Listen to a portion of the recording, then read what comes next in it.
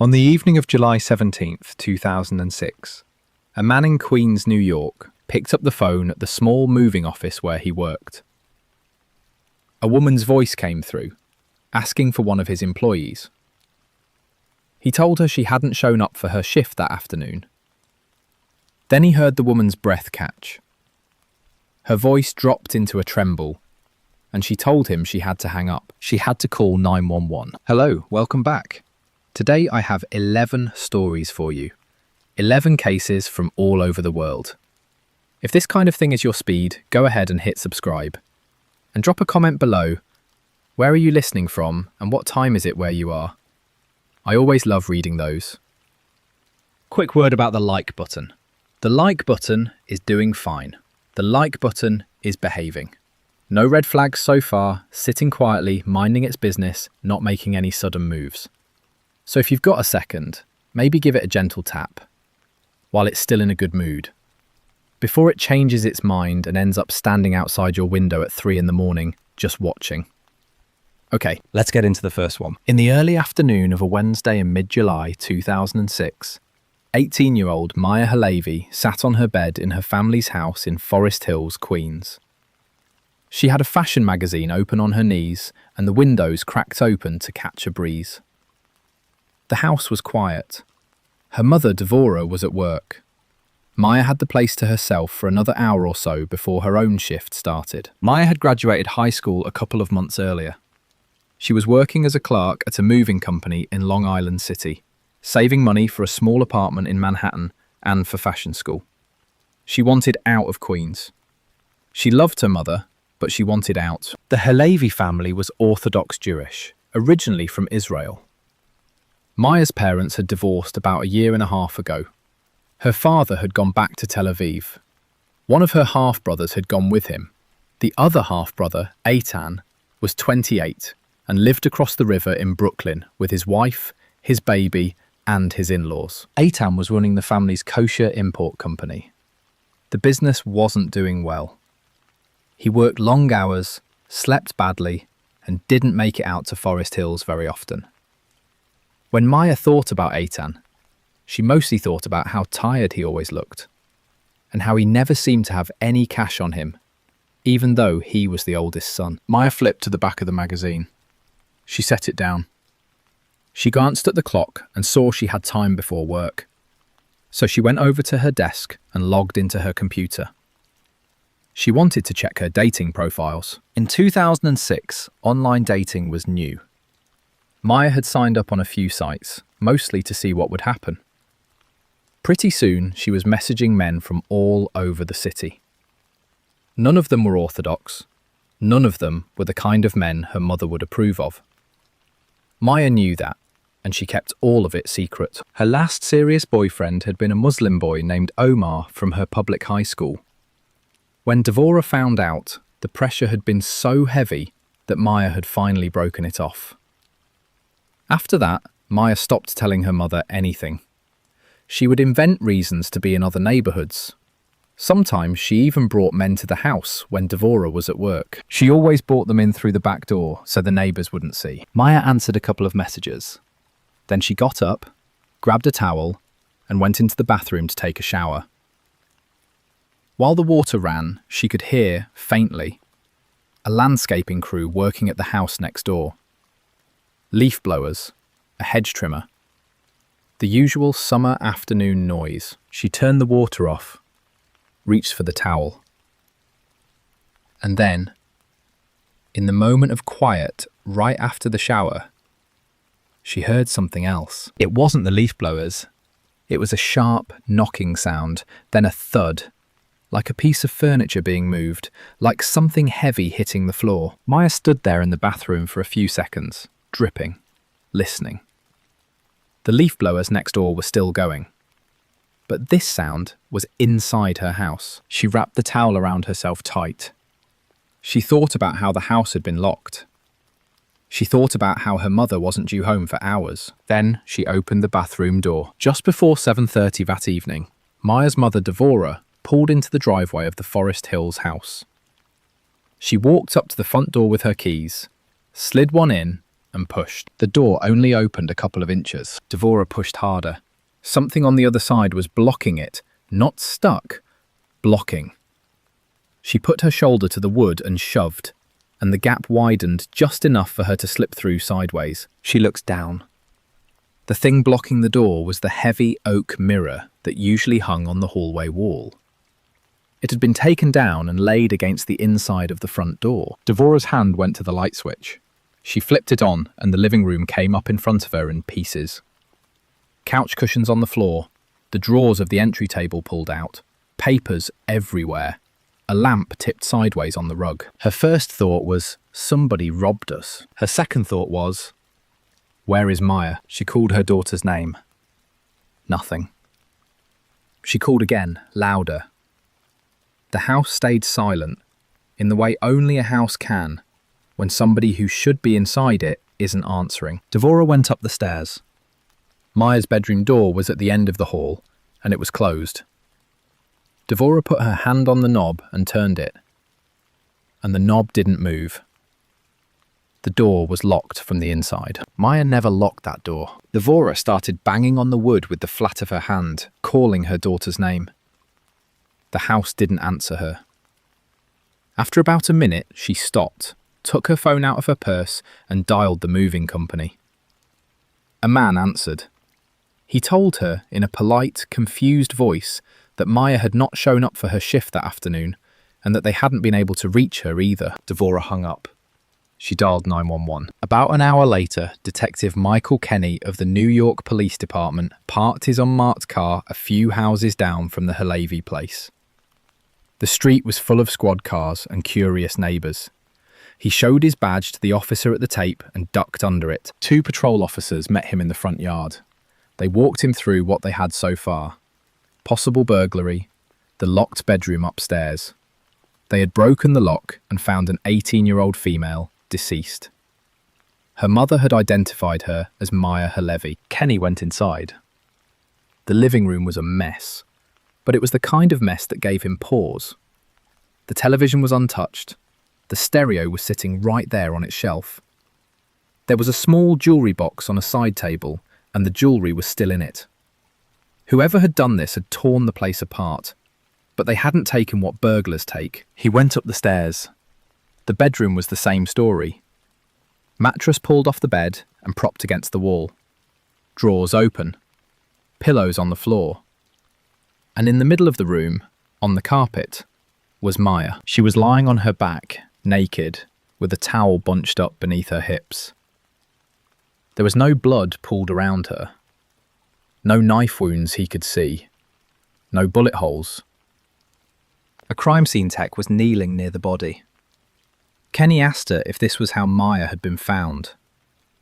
The tech shook her head. When officers had come into the room, the mattress had been on top of Maya. A pillow had been on her face. They had moved both to confirm she was deceased. Kenny crouched down. He looked at her hands. He looked at her neck. Asphyxiation, probably. Suffocation by pillow would fit. He noticed a few small drops of blood on the towel under her, but they were old-looking, dried. The kind of blood you get from a shaving nick. Then he noticed something else. Under her fingernails there was a darker colour. Not blood, something more like skin, like she had clawed at someone. He told the tech to make sure they swabbed under the nails. He told her to bag the towel. He told her to look very carefully at every surface in this room for fluids. Then he went back outside. In the front yard, Devora was leaning against a young man. Her face was wet. She was shaking. The young man had his arm around her shoulder. And the moment he saw Kenny coming over, he stepped forward. "Why aren't you arresting somebody?" the young man said. His voice was loud. "You know who did this. We know who did this. He's been bothering her for months." Kenny took a breath. He had seen this before. Grief comes out as anger when there's nothing else for it to do. He introduced himself. He asked the young man's name. "Eitan. I'm her brother." Kenny made a note. He asked Devora and Eitan where they had each been that day. Devora said she had been at her office in Manhattan since 8 in the morning, and listed her co-workers. Eitan said he had been making deliveries on Long Island all day and gave the names of 2 clients. Then Kenny asked who they thought was bothering Maya, and he watched Eitan and Devora share a look. A long look. Eitan said, "Omar." Devora said, "Her ex-boyfriend. He's not Jewish. We never approved. A couple of weeks ago, he broke into the house and sat at the end of her bed and watched her sleep." Kenny stopped writing. He asked her to repeat that. She did. According to Devora, Maya had woken up one morning and found Omar sitting at the foot of the bed, just looking at her. Kenny was about to ask another question when Eitan suddenly went rigid and started yelling at someone across the yard. "Get out! Get out of here! We don't want you here!" Kenny turned. A teenage boy was standing on the sidewalk just outside the police tape, looking shocked, looking like he didn't know whether to come closer or run. Eitan was pointing at him and shouting at Kenny to arrest him, because that was the man who had killed his sister. Late that night, Kenny sat across from Omar in an interview room at the precinct. The boy was 19. He was crying off and on, wiping his face with the heel of his hand. He had come willingly. He had not asked for a lawyer. Kenny went through the basics. Where were you today? Who can vouch for you? When did you last see Maya? Omar's answers were detailed. He had been at his cousin's apartment in Brooklyn for most of the afternoon. He didn't have a confirmed alibi for the window between 2 and 5 p.m. Then Kenny asked him about the bedroom. The night Maya woke up to find him sitting on her bed, Omar didn't deny it. He said yes. He had snuck in through the back door. He had wanted to talk. He had wanted to know if there was any chance of getting back together. He said when Maya woke up, she hadn't been scared. She had been annoyed. She had told him they were over and to leave, and he had left. Kenny noted that Omar's version of the story did not match Devora's. Devora had described her daughter as terrified for her life. Omar described her as exasperated. Kenny asked Omar why Maya's family disliked him so much. Omar shrugged and said it had never really been about him. It was about his religion. Kenny let him go that night. He didn't have evidence to hold him. He had a swab and a story.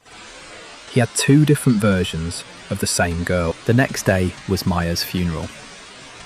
Orthodox tradition required burial within 24 hours, which meant the autopsy had been rushed. Kenny got the report on his way to the synagogue. Cause of death: asphyxiation consistent with smothering. The skin under Maya's fingernails was somebody else's. There was also semen present, indicating she had had sex within the previous 24 hours. The medical examiner noted no bruising, no tearing, no signs of struggle in that part of the exam. Whatever the sex had been, it had been consensual. So Kenny was looking at 2 different sources of male DNA on Maya. The semen from the sexual partner, the skin under the nails from the killer. They might be the same person. They might not. He stood in the back of the synagogue and watched the service. The room was split down the middle by a wooden divider. Men on one side, women on the other. Eitan stood near the casket, accepting condolences. Devora was on the other side, head down. Kenny stayed in the back corner. The service was quiet for the most part. Then Kenny felt the room shift. He saw heads turn. He saw whispers move down the rows.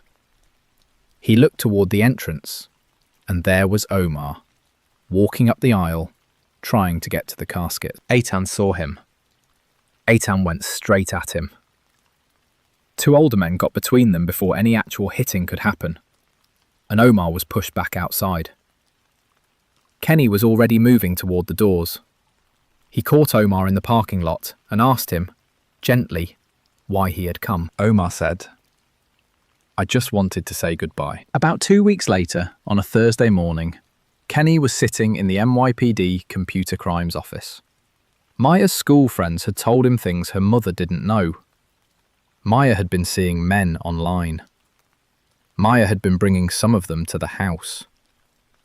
Maya had been very specific with at least one of them about how to come in unseen. The IT specialist scrolled through Maya's email and turned the monitor toward Kenny. There was a message thread on a dating site between Maya and a man named Daniel Roth. They had been planning a hookup. Maya had told him to come to the back door, that she would leave it unlocked, that her mother would be at work. Kenny looked at the date. Tuesday, July 18th. The day before Maya was killed. He looked again. Back door, unlocked, while her mother was at work. That was almost exactly what the crime scene had looked like. Almost. 2 days after that, Kenny was sitting at a kitchen table in an apartment in Park Slope, across from Daniel Roth. Daniel was 22, soft-spoken, a graduate student. He didn't look surprised that Kenny was there. The case had been in the local news. Kenny asked him if he had known Maya. Daniel said yes. He had met her once. He had gone to her house on that Tuesday afternoon, through the back door, exactly as she had instructed. They had spent about an hour together. He had left around 5. He had not gone back. Kenny asked if it had been consensual. Daniel said yes, and said it without flinching. Kenny asked Daniel where he had been on Wednesday afternoon, the day Maya was killed. Daniel said he had been in the Columbia Library. He gave a swipe time. He gave the names of 2 friends he had met for coffee. Then Daniel offered, without being asked, a DNA sample. When Kenny left the apartment, he felt a little hollow. The lead had been so clean. Back door, unlocked, mother at work, the day before. It had felt like the killer. It just wasn't. A few weeks went by. The case did not move. Daniel's swipe at the library checked out. His phone records put him in Morningside Heights all afternoon. His DNA was being processed, but Kenny was already losing the certainty. He had Omar with motive, but no hard evidence. He had Daniel with means, but no motive and a clean alibi. He had Eitan and Devora with alibis at work. He had no forced entry. He had a house that had been ransacked, but nothing taken. In 2006, DNA results took weeks. Kenny waited. Then, one afternoon in mid-September, his desk phone rang. It was the medical examiner's office. The DNA results were back. The semen on Maya's body matched Daniel Roth. That was expected. The skin under Maya's fingernails did not match Daniel. It did not match Omar. It matched the swab Kenny had taken at the scene from a man who had been standing in the front yard, comforting his crying mother, demanding to know why the police weren't arresting somebody. It matched Eitan. Based on the DNA, the crime scene, and Eitan's eventual confession, here is what investigators believe happened in the Halevi house on the afternoon of July 19th, 2006. Eitan parked his delivery van 2 blocks away. He walked up to the back door of his mother's house. He had a key. He let himself in. He knew his mother was at work. He thought his sister was at work too, because that was when her shift used to start. He walked through the empty house. He took the heavy oak mirror down off the hallway wall and laid it against the inside of the front door, blocking it. He didn't want anyone to walk in on him. Then he started searching. He was looking for cash. Specifically, he was looking for the money his mother had recently received from the sale of a property tied to her divorce. He believed that money should have come to him. He had a wife, he had a baby, he was sleeping in his in-laws' basement. The kosher import business his mother had handed him was hemorrhaging money. He had asked her for help and she had said no. He went through the kitchen drawers. He went through the entry table. He went through the living room cabinets. Nothing. He went upstairs. He searched his mother's bedroom. Nothing. He opened the door to Maya's bedroom. Maya came out of the bathroom in a towel, her hair wet, looking right at him. For a second, neither of them moved. Then Maya understood what she was seeing. Her brother. In her empty house. Drawers open behind him. The look on her face changed. She opened her mouth. Eitan tackled her to the floor before she could make a sound. He grabbed the pillow off her bed. He pressed it down over her face. She scratched at him, at his arms, at his neck. She got skin under her nails. She fought him hard, and she fought him for a long time. But she was 18 and small, and he was 28. And the longer it went, the more he leaned into it, because by then he understood what was going to happen if he stopped. When she went limp, he stood up. He looked at her. He had not come here to do this. He panicked.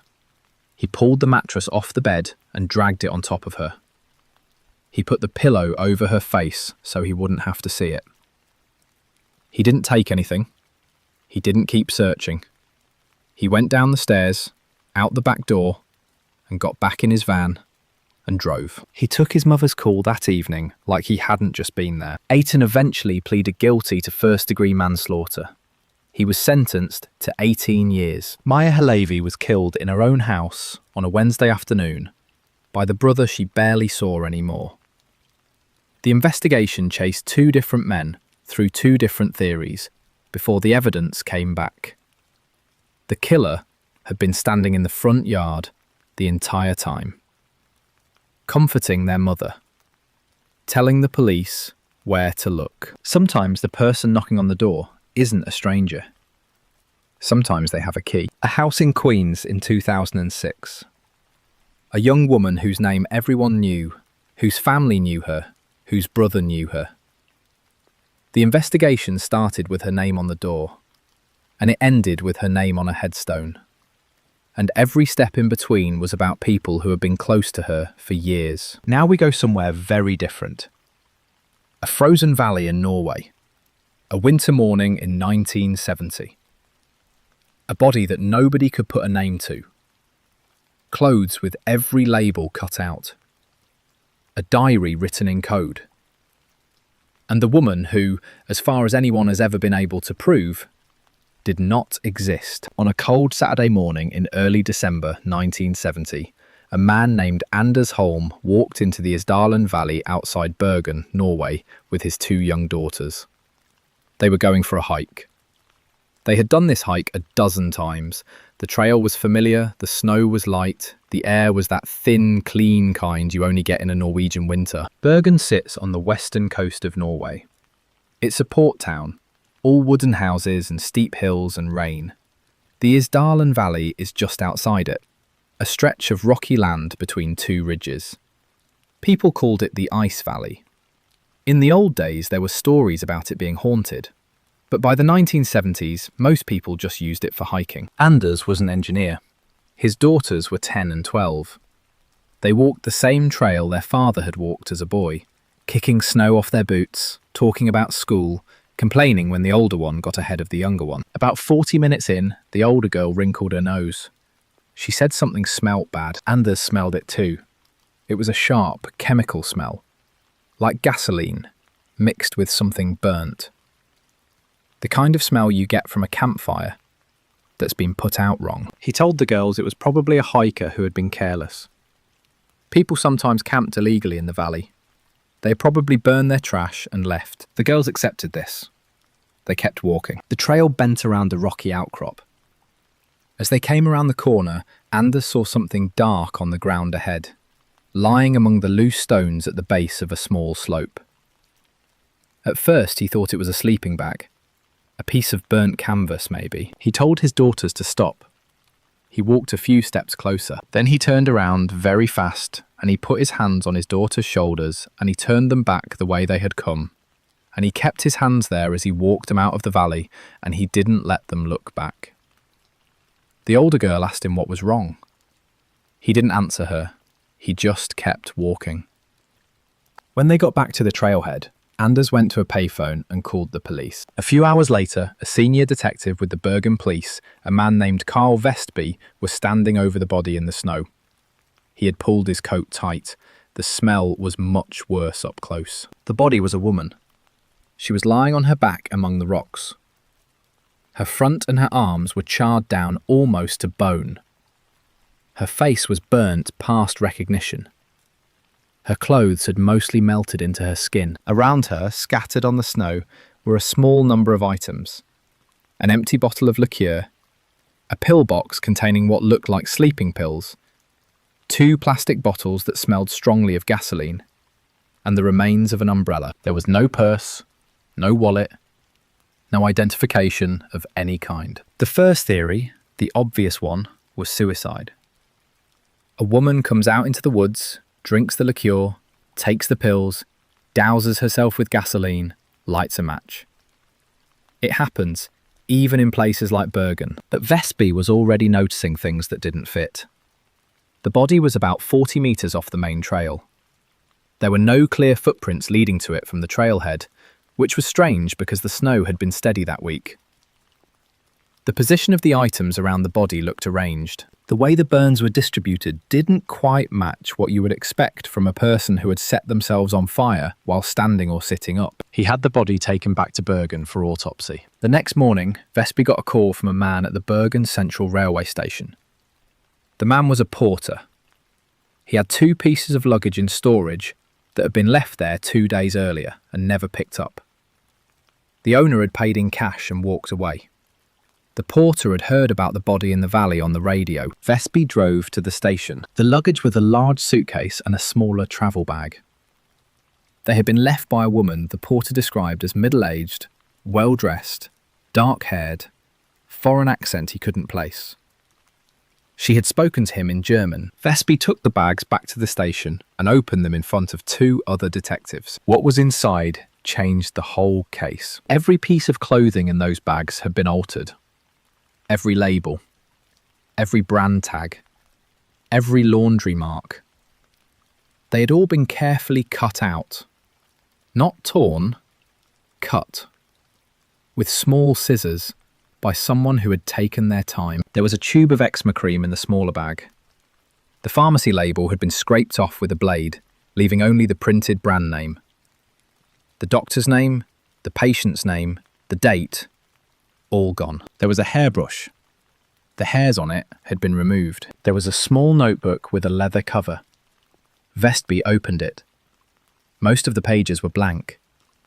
The pages that had writing on them were not in any language. They were in code. Short lines of letters and numbers, organised in columns, with no obvious key. There were 5 passports. 5. In 5 different names. All with photographs of the same woman. Dark-haired, late 30s, with a calm, almost expressionless face. None of the names matched any record in the Norwegian system. There was a pair of glasses with the prescription scratched off the lens. There was a small amount of cash in 3 different currencies. And there was nothing. Not one single piece of paper. Not one receipt, not one note, not one address that could tell them who this woman actually was. Vestby sat back. He had been a detective for 20 years. He had never seen anything like it. The autopsy came back the next day. The woman had died of a combination of carbon monoxide poisoning and an overdose of phenobarbital. The fire had been set after she was already dead, or as she was dying. There were no defensive wounds. There were also no clear signs of struggle, but there was a small bruise on the back of her neck. The medical examiner couldn't say for sure what had caused it. It could have been from a fall. It could have been from a blow that wasn't hard enough to leave deeper damage. He noted it in his report and didn't push further. Vestby pushed. He started by sending the woman's photograph and her physical description to police agencies across Europe. He sent it to Interpol. He sent the passport's fake names through every database he could access in 1970, which wasn't many. The responses came back over the next few weeks. A hotel desk clerk in Paris recognised her.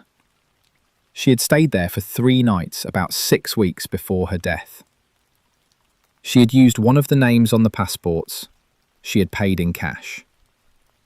She had asked to change rooms twice during her stay. The clerk remembered her because she had complained that the windows of her first 2 rooms looked out on the street, and she wanted one that looked into the courtyard. A waitress in a small cafe in Stavanger on the southern coast of Norway recognised her. The woman had eaten lunch there about a week before she died. She had ordered pea soup. She had sat with her back to the wall, facing the door, and the waitress remembered that every time the bell over the door rang, the woman had looked up. A maid at a hotel in Geneva recognized her. The woman had been there for 2 days. She had not slept in the bed. A clerk at a small clothing shop in Oslo recognized her. She had bought a wig.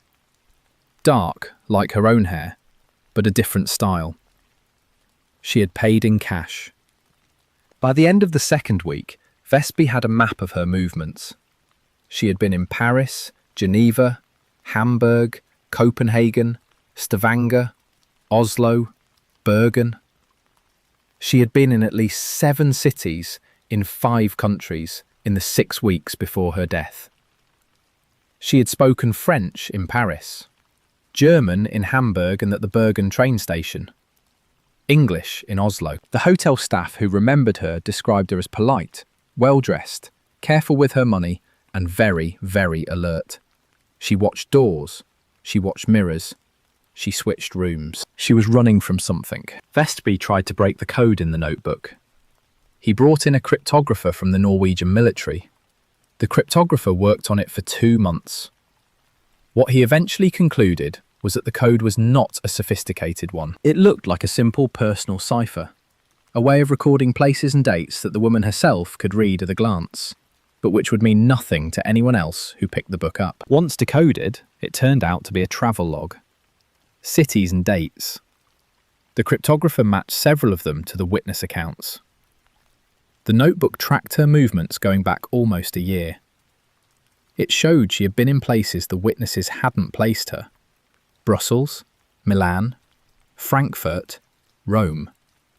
It did not say why she had gone to any of them. The autopsy gave Vestby one more thing: the woman's teeth. Her dental work was unusual. She had several fillings done in a style that was common in South America in the 1950s. She had 2 crowns done in a style that was common in Eastern Europe, possibly Hungary or Czechoslovakia. The dental records suggested she had lived in at least 3 different parts of the world over the course of her life. A facial reconstruction artist in Oslo produced a sketch of her based on the bone structure and the few photographs from the passports. The sketch was published in newspapers across Europe. It ran on the front page in Norway for 3 days. Not one person came forward to claim her. Not a husband, not a sister, not a co-worker, not a former neighbour. Nobody. 6 months after the body was found, the Norwegian police closed the case. Their official ruling was suicide. Carbon monoxide poisoning combined with an overdose of phenobarbital. The fire, they suggested, had been set by the woman herself in a final attempt to destroy any remaining identifying details. Almost nobody who worked the case actually believed this. The bruise on the neck, the 40 metres from the trail to the body, the lack of footprints, the fact that if she had set herself on fire, somebody would still have had to be the one to remove the labels from her clothes, scratch the prescription off the medicine, take her hairbrush hairs out, and check her suitcase into the Bergen train station 2 days before her death. If she had wanted to die anonymously, she could have done that. But the level of preparation that had gone into making her unidentifiable wasn't the work of a dying woman in her last hours. It was the work of someone with training, doing it quietly over a long period of time.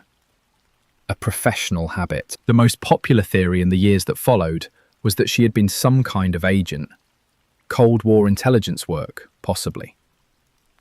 The early 1970s were a busy time for that, and Norway, with its long border with the Soviet Union and its NATO bases, was a place spies came through. The 5 passports, the multiple languages, the wig, the constant room changes, the practiced way of removing every trace of herself. All of it was consistent with tradecraft. The other theory was that she had been involved with organised crime, possibly the smuggling networks that ran between the Mediterranean and Northern Europe in those years. That would also explain the fake passports, the cash, the running. In either case, the fire in the valley would not have been her last act. It would have been someone else's first. Decades passed. The case sat in the Bergen police archive. Every few years, a new investigator would pull the file, look at the photographs, read the notebook again, and put it back. In 2017, Norwegian forensic scientists exhumed the body. They extracted DNA. They tested it against modern genetic databases. They tested isotope ratios from her teeth, which can sometimes tell you what part of the world a person grew up in, based on the water they drank as a child. The isotope results pointed to Central or Eastern Europe, possibly the area around the borders of Germany, Austria, and what was then Czechoslovakia. She had likely been born there in the late 1920s or early 30s, and had moved as a young adult. The DNA went into international databases. It is still there. As of today, no living relative has ever come forward to be matched against it. She is buried in Bergen, in a grave with no name on it. The marker says only the date she was found. Some people go through life and leave 1,000 traces of themselves behind. Photographs in family albums, handwriting on Christmas cards, voices on old recordings, a name on a mailbox somewhere. The Isdale woman went through life and left almost none.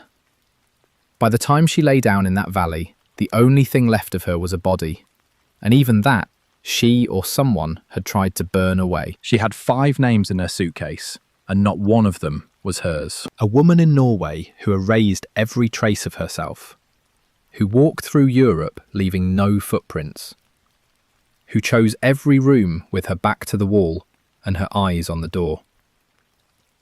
Whoever she was running from, she ran from them all the way to a frozen valley outside Bergen. Now we go somewhere warmer.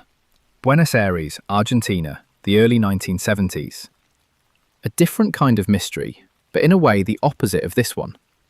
Because the killer in the next story didn't hide. He walked into rooms in the open. He had a face people trusted. A face people opened the door for. A face that when the police finally caught him, none of them could believe belonged to the man who had just confessed to killing 11 people. Just after 11 on a Tuesday night in late October 1973, a security guard named Ramiro Vega sat in a small wooden cabin at the edge of a parking lot in the Belgrano neighborhood of Buenos Aires. He had a cup of black coffee on the desk in front of him and a paperback novel open on his lap. He was 56 years old. His shift ended at 6 in the morning. Ramiro had been a security guard for 9 years. Before that, he had driven a delivery truck. He had a wife named Estella, 2 grown sons, and a granddaughter who had just turned 3. He kept a small framed photograph of the granddaughter taped to the inside of his cabin window. Most nights, the parking lot was quiet. He read, he drank coffee. He went home in the morning and slept until the afternoon. Around 11:15, he heard footsteps outside. The footsteps stopped a few meters from the cabin. Then, there was nothing. Ramiro put the book down. He looked out the window. The parking lot was lit by 2 yellow sodium lamps, one at the entrance and one near the far wall. Between them, a strip of darkness. He didn't see anyone. He told himself it was probably someone who had taken a wrong turn off the main avenue. He had seen it before. People wandered through the lot looking for a shortcut. He picked the book back up. A few seconds later, the door of the cabin opened. A young man stepped inside. He was maybe 20 years old. He had soft, almost feminine features. Blonde curls, pale skin, the kind of face that belonged on a Renaissance painting of a choir boy. He was wearing a clean white shirt, neatly tucked in. He smiled at Ramiro the way you smile at a stranger at a bus stop. In his right hand, held loose at his side, was a revolver. Ramiro slowly raised both his hands. He said his wife's name. He said his granddaughter's name. He said he had 30,000 pesos in his wallet. Take it. The young man kept smiling. He stepped closer. He shot Ramiro twice in the chest. Then he walked over to the desk, opened the cash box, took the small amount of money inside, looked at the photograph of the granddaughter taped to the window for a moment, and left. 3 days later, a detective with the Buenos Aires Federal Police, a man named Esteban Falcon, was standing over Ramiro's body in the morgue. Falcon had been working a string of murders for 8 months. 11 now with this one. The pattern was strange and getting stranger. Most of the victims were night workers, security guards, convenience store clerks. 2 were sleeping inside their own homes. 1 was a taxi driver, shot at the wheel. The shootings were close range, almost always to the chest or head. Sometimes there was a robbery attached, and sometimes there wasn't. In one of the early cases, the killer had taken a wallet and left a brand new wristwatch sitting on the counter, untouched. Falcon and his team had been working under the assumption that they were chasing a professional. The killings had the rhythm of someone who had done this before and was comfortable doing it. No fingerprints, no witnesses who could agree on a description. The bullets came from at least 3 different guns, which suggested either multiple shooters or one shooter who liked to switch. The going theory in the department was a hitman, possibly tied to one of the political factions tearing the city apart that year. Argentina in 1973 was a country on edge. Perón had just come back from exile. The streets had bombings every other week. A killer who moved quietly through the city and dropped bodies at random was, depressingly, not the strangest thing happening that month. Falcon didn't fully buy the political angle. The victims didn't fit. A retired security guard in Belgrano with a granddaughter and a paperback novel was not a political target. He was a man in a parking lot. But Falcon didn't have a better theory. 2 weeks later, on a Friday afternoon, a small bank in the Caballito neighborhood was robbed by 2 men. They came in through the back, walked the manager and one teller into the office, took about 200,000 pesos from the safe, and walked out. The whole thing took 6 minutes. A passerby saw them get into a tan sedan. He didn't get the plate. 3 days after the robbery, a farmer outside the city was burning brush on the edge of his field when he noticed something that wasn't brush. It was a man's body, slumped against a fence post. The face was burned black. The hands were burned. The clothes were partially burned. Whoever had done it had used a small amount of accelerant and lit it, and then apparently lost patience and left. Falcon got the call. He drove out to the field. He looked at the body. The fire had done a thorough job on the face and the upper torso. But the killer had made a mistake. In the back pocket of the man's jeans, untouched by the flames, was a wallet. Falcon opened it. The identification card inside belonged to a 22-year-old named Diego Salazar. Falcon knew the name. Diego had been arrested twice in the previous year, both times for petty theft.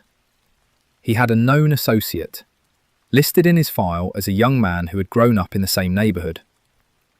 The associate's name was Mateo Aguirre.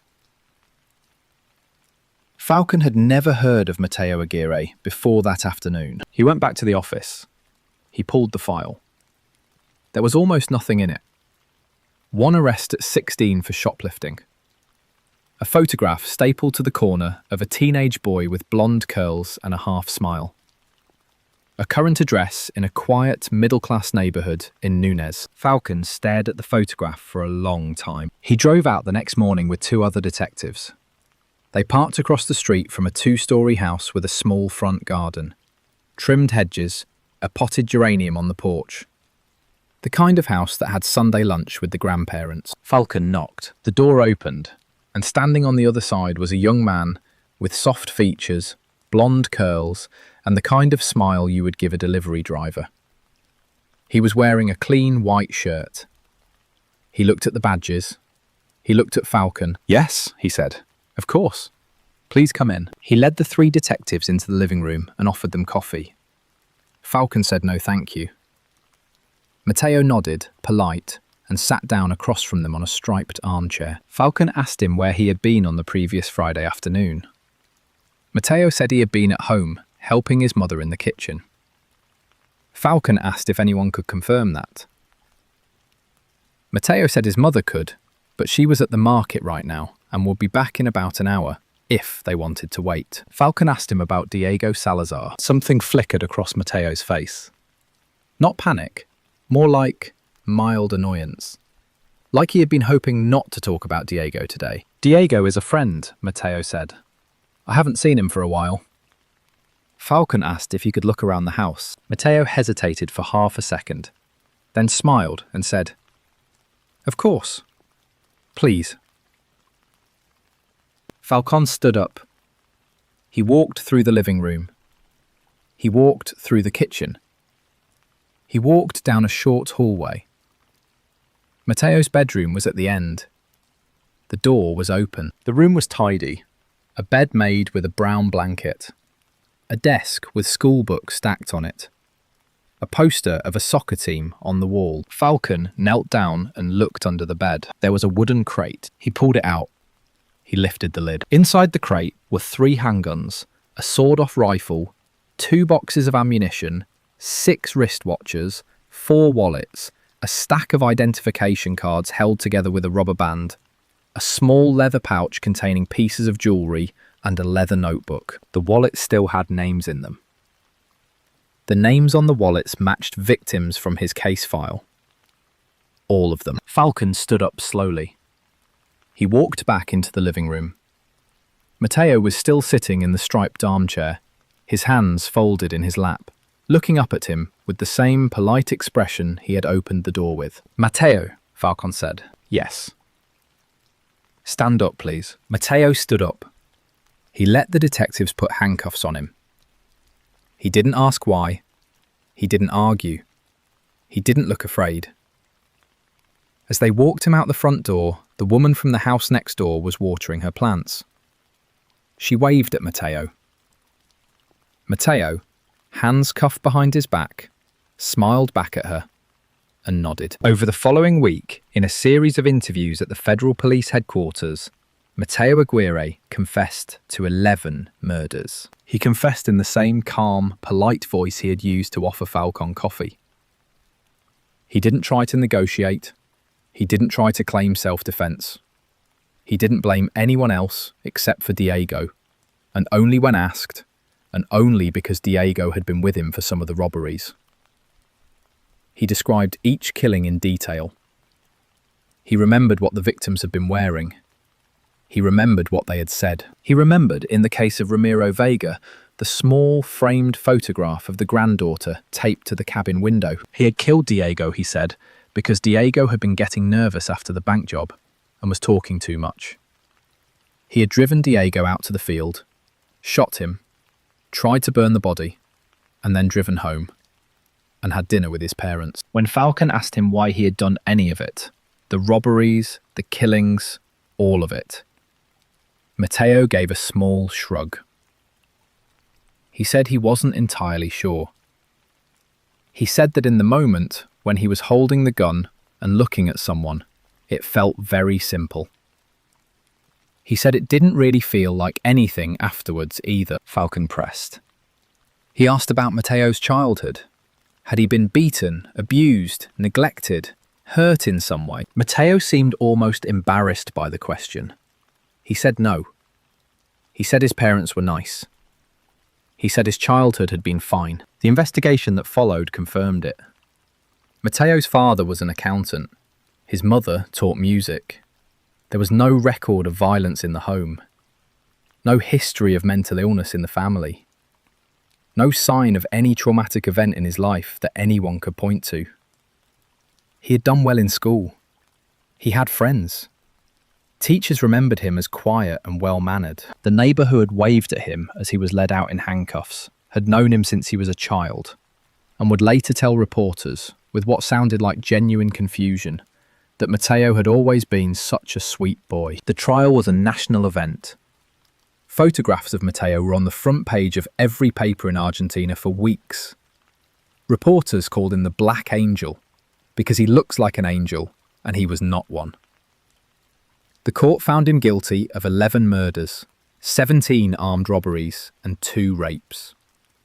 He was sentenced to life in prison. He has been in prison ever since. As of this telling, he has been incarcerated for over 50 years, which makes him the longest-serving inmate in Argentine history. He has applied for parole multiple times. He has been denied each time. The parole board's reasoning has been remarkably consistent. In 5 decades, none of the psychiatrists who have evaluated Matteo Aguirre have been able to find a reason for what he did. They have not been able to identify a disorder. They have not been able to identify a trauma. They have not been able to identify a motive. They have only been able to identify a man who is willing, when the moment comes, to walk into a small cabin at night and shoot a stranger reading a book. When you read about evil, you usually read about reasons. A bad childhood, a specific grievance, a loss that twisted into something else. The reasons are not excuses, but they are explanations, and explanations are a kind of comfort. They tell us that evil belongs to certain people, the broken ones, the ones we can recognize. Matteo Aguirre is the version of the story where there is no reason, where the door opens and the person on the other side has the face of a choir boy, and a clean white shirt, and a polite smile, and a revolver held loose at his side. Where the man you would trust to deliver your groceries is the man who shoots the security guard in the parking lot. Where evil doesn't wear a mask, because it doesn't need one. A young man in Buenos Aires who walked through ordinary doors and killed ordinary people, and whose family never saw it coming. The face of the killer was a face people opened the door for. Now we go to a quiet coastline in Australia. A different kind of door and a different kind of trust. A husband, a father, a man whose family had every reason to believe he was the person they were safest with. Until one night, in a dark garage, he started cutting the insulation off a lamp cord, and his wife, who was half asleep on the couch in the next room, asked him what he was doing. On a Tuesday evening in early June 1971, in a quiet suburb of Melbourne, Australia, a woman named Helen Marsden sat on the couch in her living room, half watching the television and rubbing her stomach. She was 4 months pregnant with her 4th child. The other 3 were upstairs. She could hear the youngest, who was 6, complaining about brushing his teeth. The older 2, 11 and 9, were arguing about whose turn it was to pick the bedtime story. Helen was 34 years old. She had been married to Roy for 13 years. Roy was an electrical engineer, a quiet man, the sort of person who fixed things rather than complained about them. He was in the garage at the moment. He had been in the garage for most of the evening. Helen could hear him moving around out there. She could hear a faint scraping sound, like a knife on plastic. She didn't think much of it. Roy was always working on something. The Marsdens lived in a brick bungalow on a quiet street in the eastern suburbs. They went to church on Sundays. They had a station wagon. The neighbours liked them. Helen's older sister, who lived 2 streets over, had said more than once that Roy was the kind of man you wanted your daughter to marry. Steady, reliable, didn't drink much, didn't raise his voice. A few weeks earlier, Helen had mentioned to her sister that Roy had been coming home late. Some nights he would be at the office past 9, some nights past 10. He was vague about what he was working on. Helen had said it almost in passing, the way you mentioned the weather. Her sister had said, "He's stressed, big project at work." Helen had nodded. That was probably right. She let it go. She had also noticed over the past month that the joint savings account had less money in it than she remembered. When she had asked Roy about it, he had said he had moved some of it into a term deposit at a different bank. He had been very calm about it. He had even shown her a piece of paper with numbers on it. Helen wasn't great with numbers. She had nodded and gone back to making lunch for the kids. Now, on the couch, with the television murmuring and the kids still arguing upstairs, she heard Roy come in from the garage. He walked into the living room. He had a small smear of black grease on the back of his right hand. He was holding a coil of insulated wire. Helen looked up at him. "What are you doing out there?" she asked. Roy smiled. He said he was rewiring the lamp from the kids' room. The cord had been frayed, and he wanted to fix it before something happened. He held up the wire and gave it a small shake.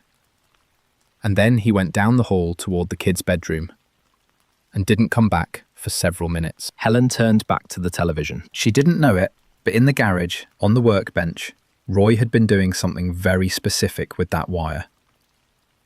He had stripped about 15 centimetres of insulation off one end, exposing the bare copper. He had attached 2 metal alligator clips.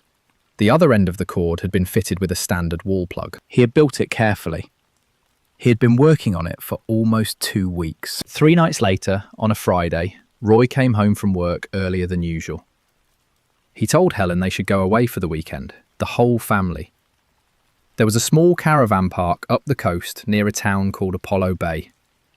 He had already booked them a cabin.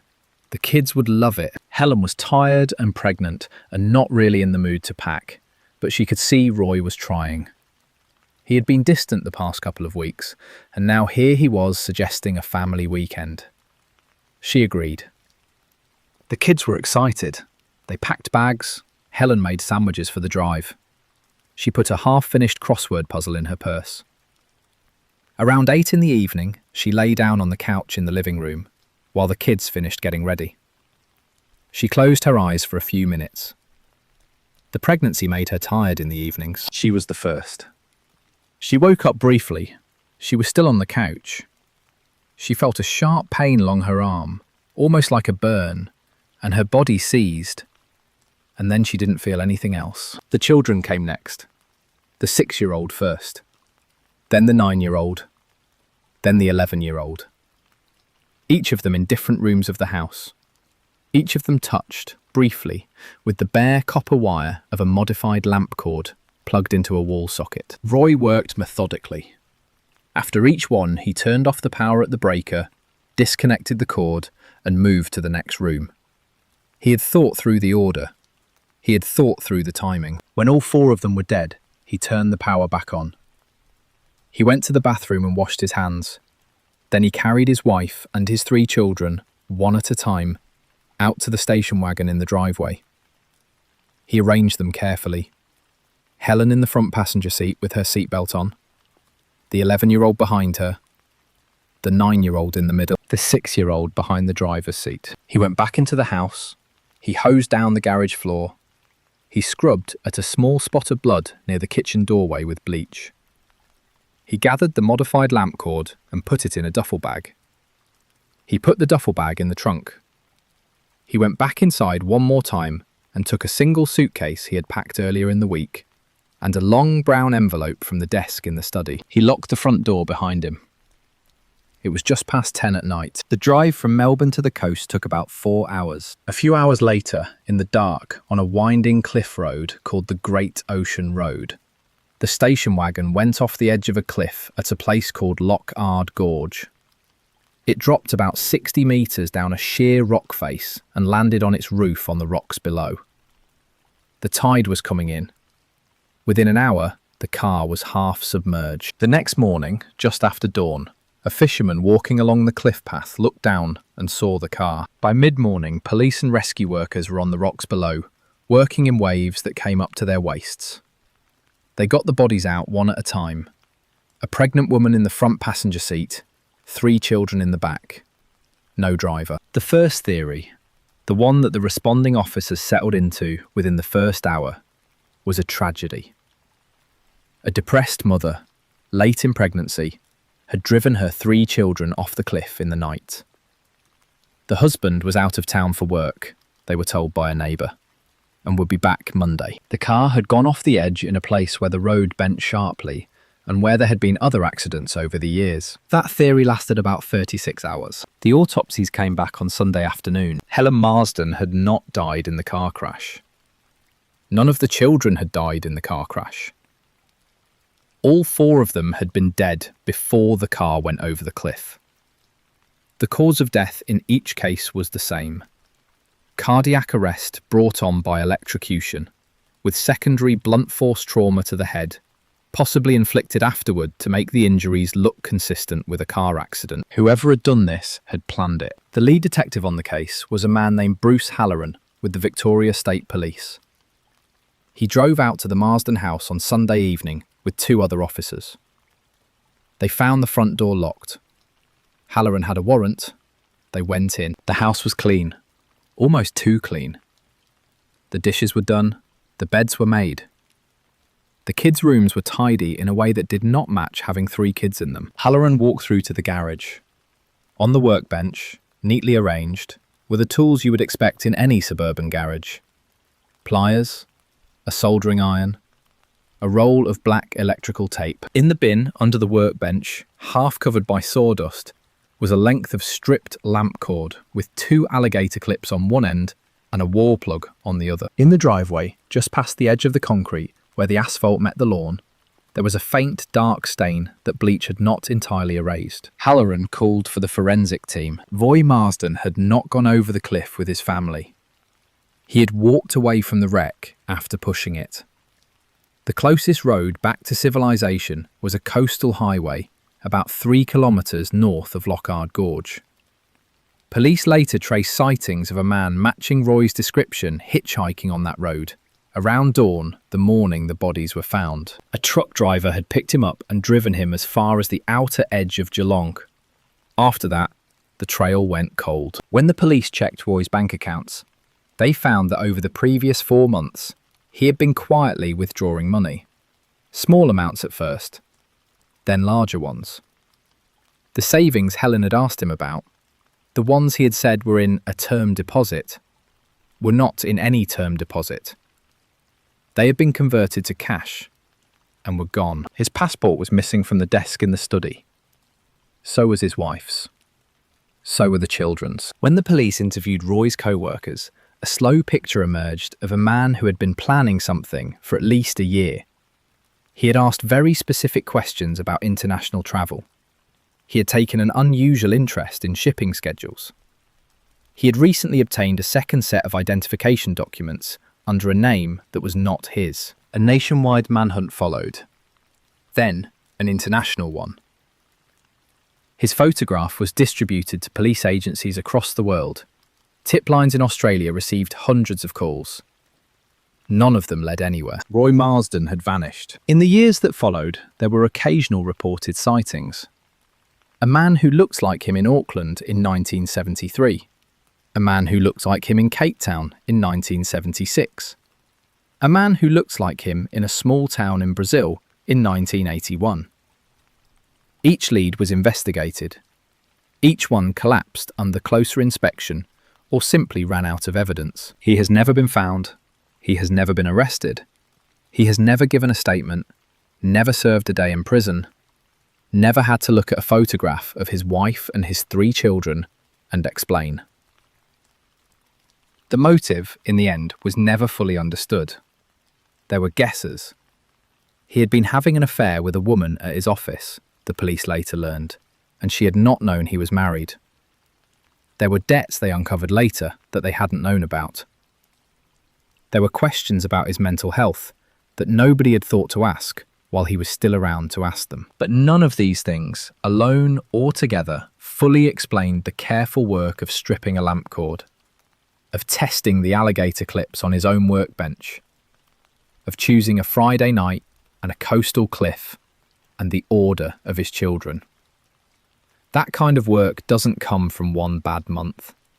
It comes from somewhere deeper, and only one person ever knew where. And he is not here to tell us. Helen Marsden had asked her husband 3 nights before she died what he was doing out there in the garage. He had told her he was rewiring the lamp from the kids' room. She had nodded and turned back to the television, the way any reasonable wife would, because the man in the garage was the man she had married, and the man she had married did not lie about lamp cords. A man can disappear from the face of the earth, but only if he has been preparing to disappear for a very long time. The most frightening thing about Roy Marsden is not what he did in one night. It is the 4 months before that night, when his wife sat next to him at dinner, when his children climbed into his lap on the weekend, when the people who loved him most had no idea they were already running out of time. Trust is a kind of door. It opens for the people closest to us. Sometimes the door opens to a man who is fixing a lamp cord because he loves his children. Sometimes the door opens to a man who is fixing a lamp cord for a different reason entirely. Now we travel north and east to Singapore, where the door we are about to open belongs to a different kind of trust. Not the trust of a marriage, the trust of an old friendship. The kind that is built over years of business deals and shared meals and small favours. 3 men in a Mercedes, a quiet house in a wealthy neighbourhood, and 120 gold bars sitting in a leather case that none of them would ever see again. On a humid Thursday afternoon in late November 1972, 3 middle-aged men in tailored shirts climbed into a black Mercedes parked outside a small office on Cecil Street in Singapore. The afternoon was thick with rain that hadn't started yet. The driver was a young man hired for the day, paid in cash. The 3 passengers were old friends.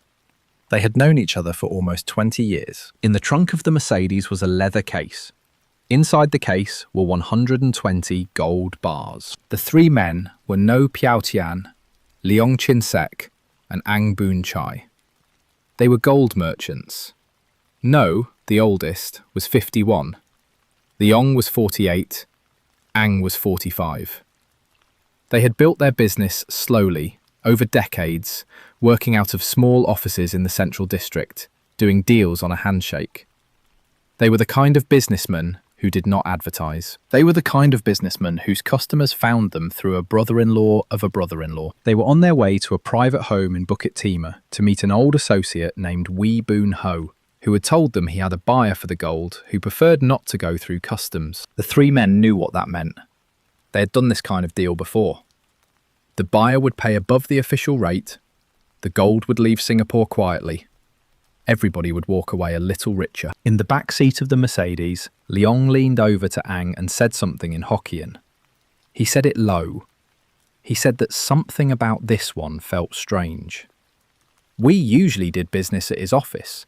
He had never invited them to a private home before. He had never asked them to bring all of the inventory at once. Ang shrugged. Wee was a friend. Wee had introduced them to 2 of their best buyers in the previous year. Wee was the kind of man who got invited to weddings. Leong looked out the window at the rain that had started to fall against the glass. He let it go. Wee Boon Ho was 43. He came from a respectable Singaporean Chinese family. His father had been a school principal. His older brother was a civil servant. Wee himself was the kind of man who wore good suits and took his shoes off at the door, and remembered the names of your children. He was also, in the months leading up to that Thursday afternoon, completely buried in gambling debt. The debt had built up slowly over the previous 2 years. He had started at the racetrack. He had moved to the high-stakes mahjong rooms above the coffee shops in Geylang. He had moved from there to a private gambling den run by a Hong Kong syndicate that did not extend friendly terms to clients who fell behind. By the autumn of 1972, Wee owed approximately 300,000 Singapore dollars to people who had begun to make polite inquiries about his wife's daily schedule. He had tried to borrow his way out. He had tried to sell off small properties.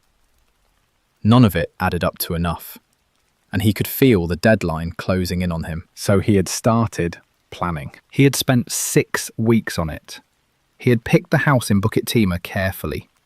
It belonged to a cousin who was overseas. It had a long driveway.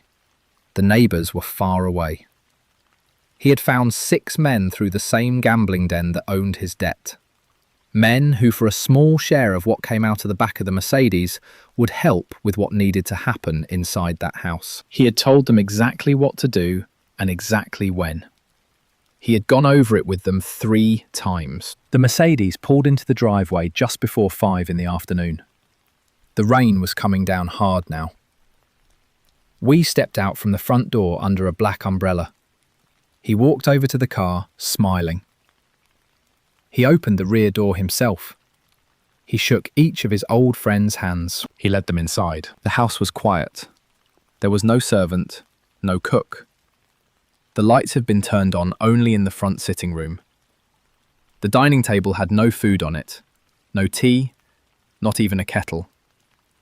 The 3 gold merchants noticed all of this. None of them said anything yet. They were inside and they were polite men. Leong looked at the empty teacups stacked on the counter. He looked at the shoes by the door, which were only Wee's. He felt that small, wrong feeling again. Wee gestured toward a hallway at the back of the house. He said the buyer was in the back room. and that he was the kind of man who did not like to be seen by drivers or staff. He apologised for the inconvenience. No, the oldest, the one who had known Wee the longest, walked first. Then Leong. Then Ang. The driver of the Mercedes had been told to wait outside. The hallway was short. Wee opened a door at the end. The three merchants stepped inside. There were three men already in the room, standing in the corners. They were not businessmen. They were not buyers. They had towels in their hands. The door closed behind Ang. No died first.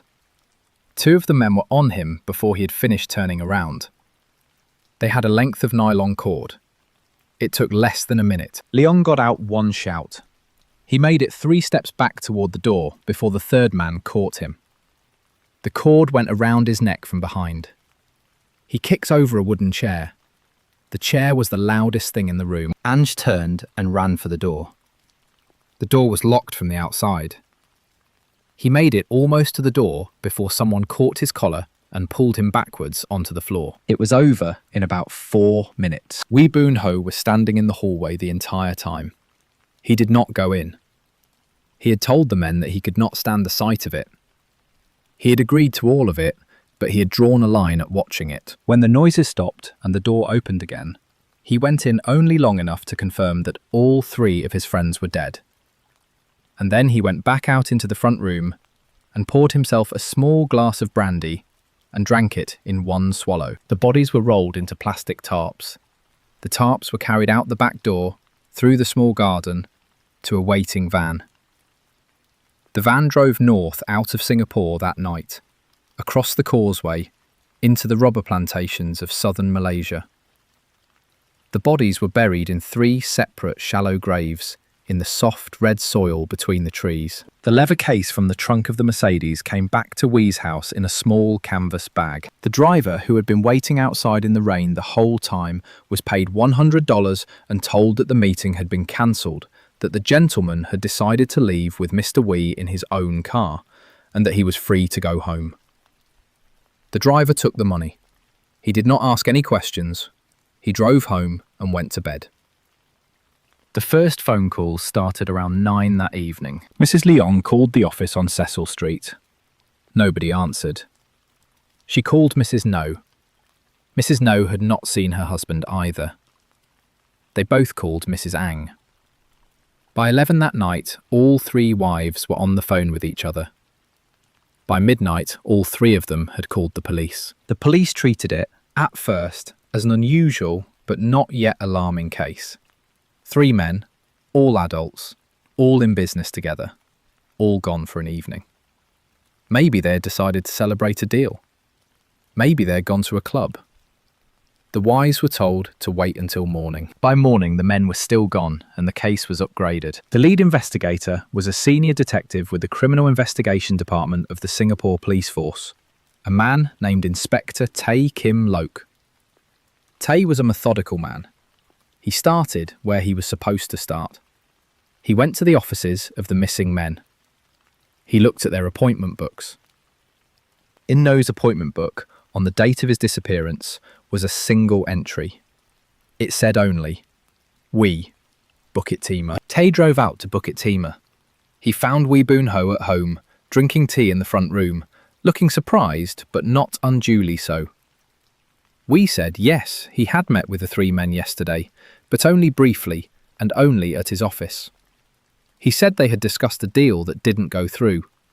He said they had left around 3 in the afternoon and he had not seen them since. He was calm, he was charming, he answered every question. Tay thanked him and left. Tay did not believe him. The driver of the Mercedes was the next person to be interviewed. The driver was nervous. He said, when pressed, that he had not picked the men up at the office on Cecil Street.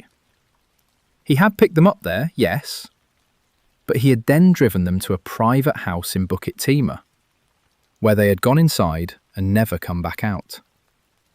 He named the address. It was Wee's cousin's house. By the second day, Tay knew that Wee had lied to him about almost everything.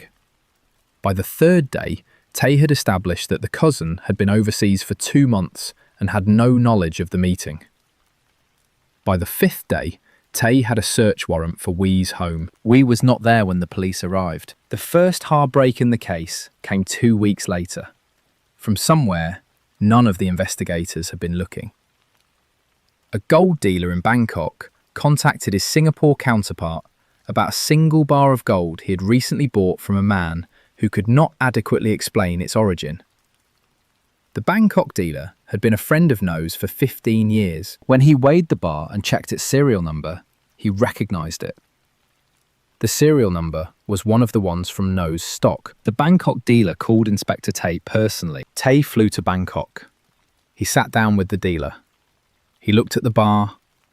He looked at the man who had sold it, who had been quietly detained at Tay's request by Bangkok police. The seller, after some pressure, named the man who had paid him to move the gold.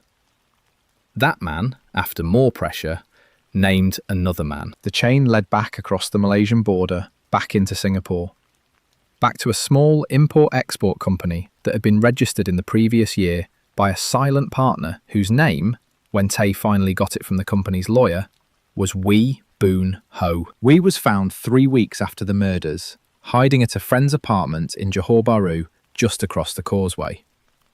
He was brought back to Singapore in handcuffs. The 6 men he had hired were arrested over the following month.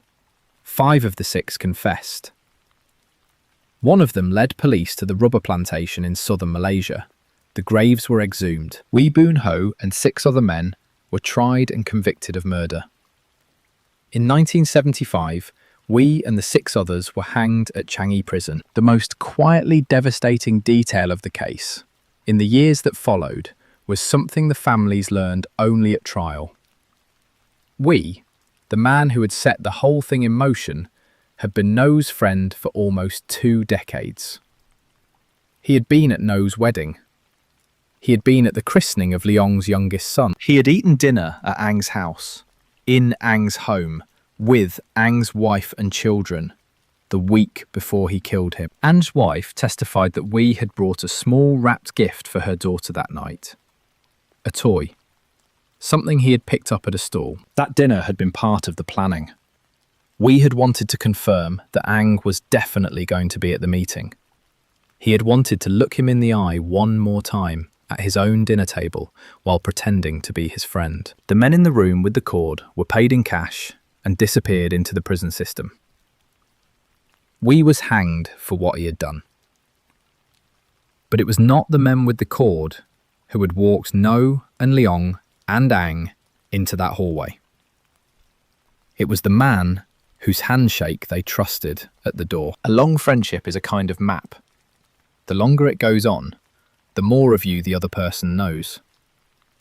They know your routines. They know what you say yes to. They know which deal you would not pass up, even if it felt a little strange, because it had come from them. The most dangerous person in the world is sometimes not a stranger. It is the person who has been studying you for 20 years. 120 gold bars in a Mercedes. 3 men who walked into a quiet house in Bukit Timur, and a 4th who held the door open for them.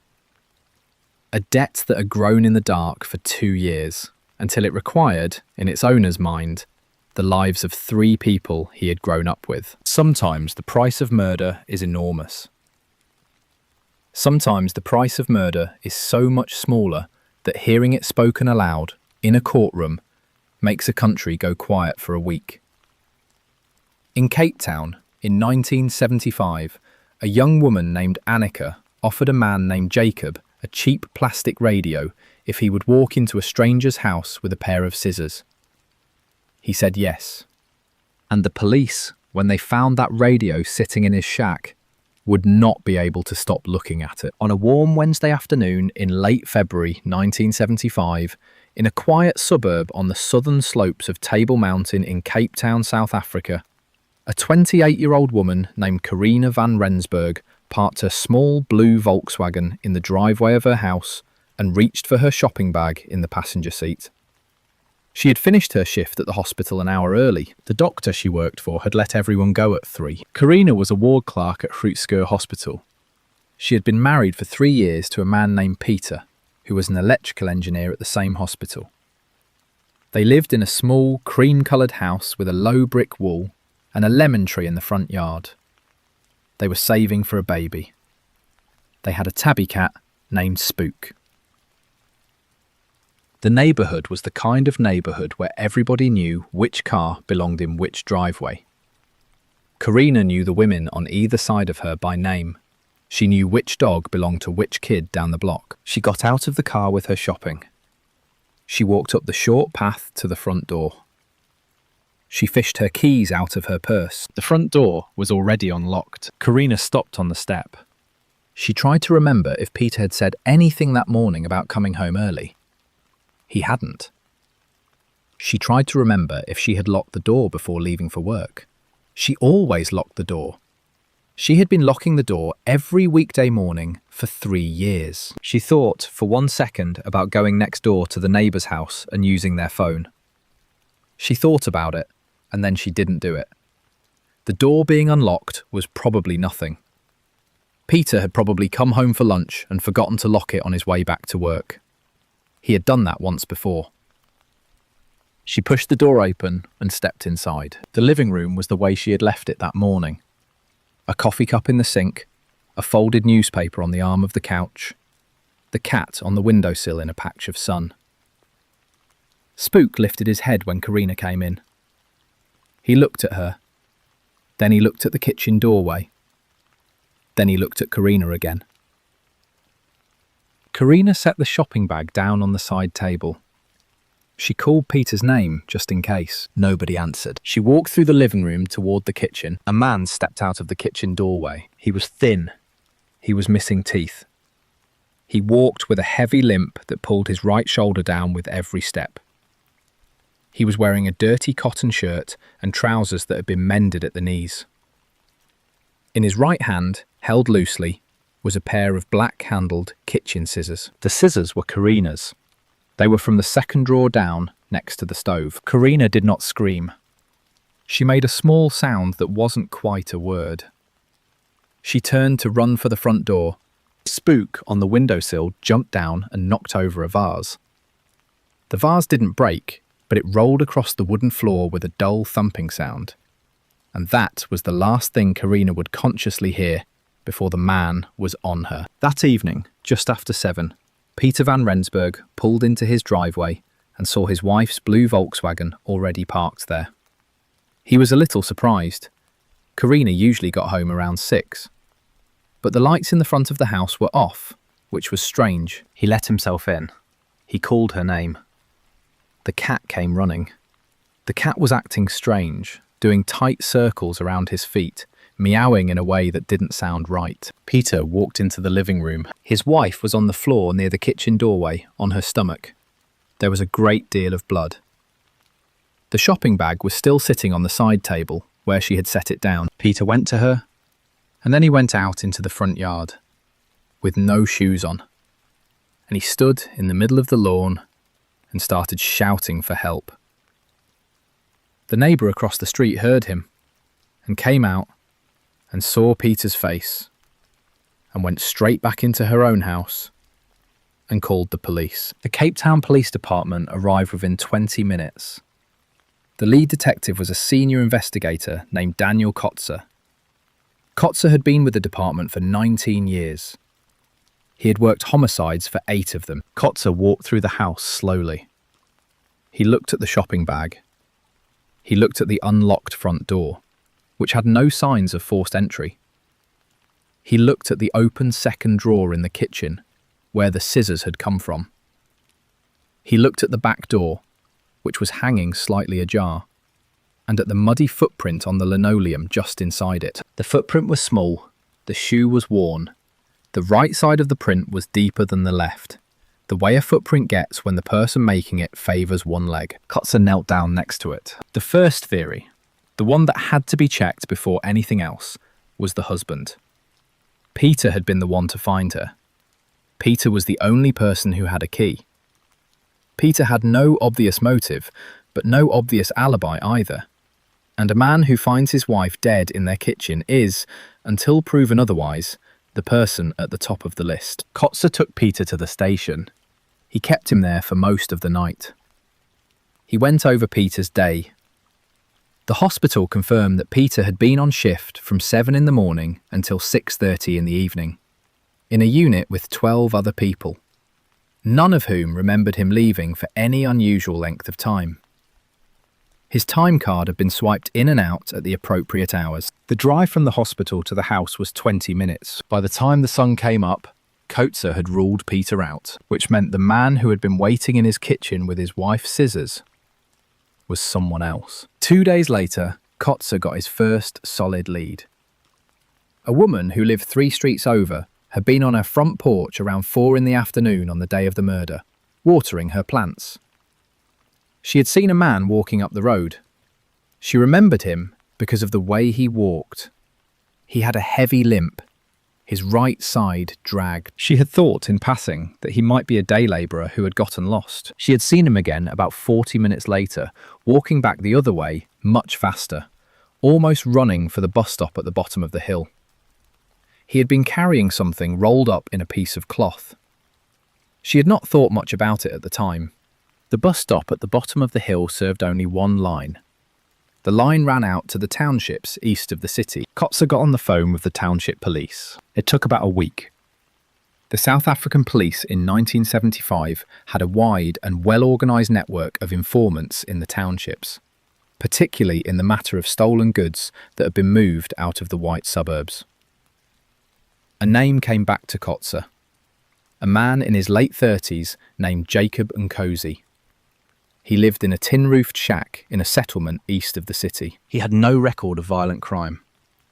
He had a record of small thefts, mostly food.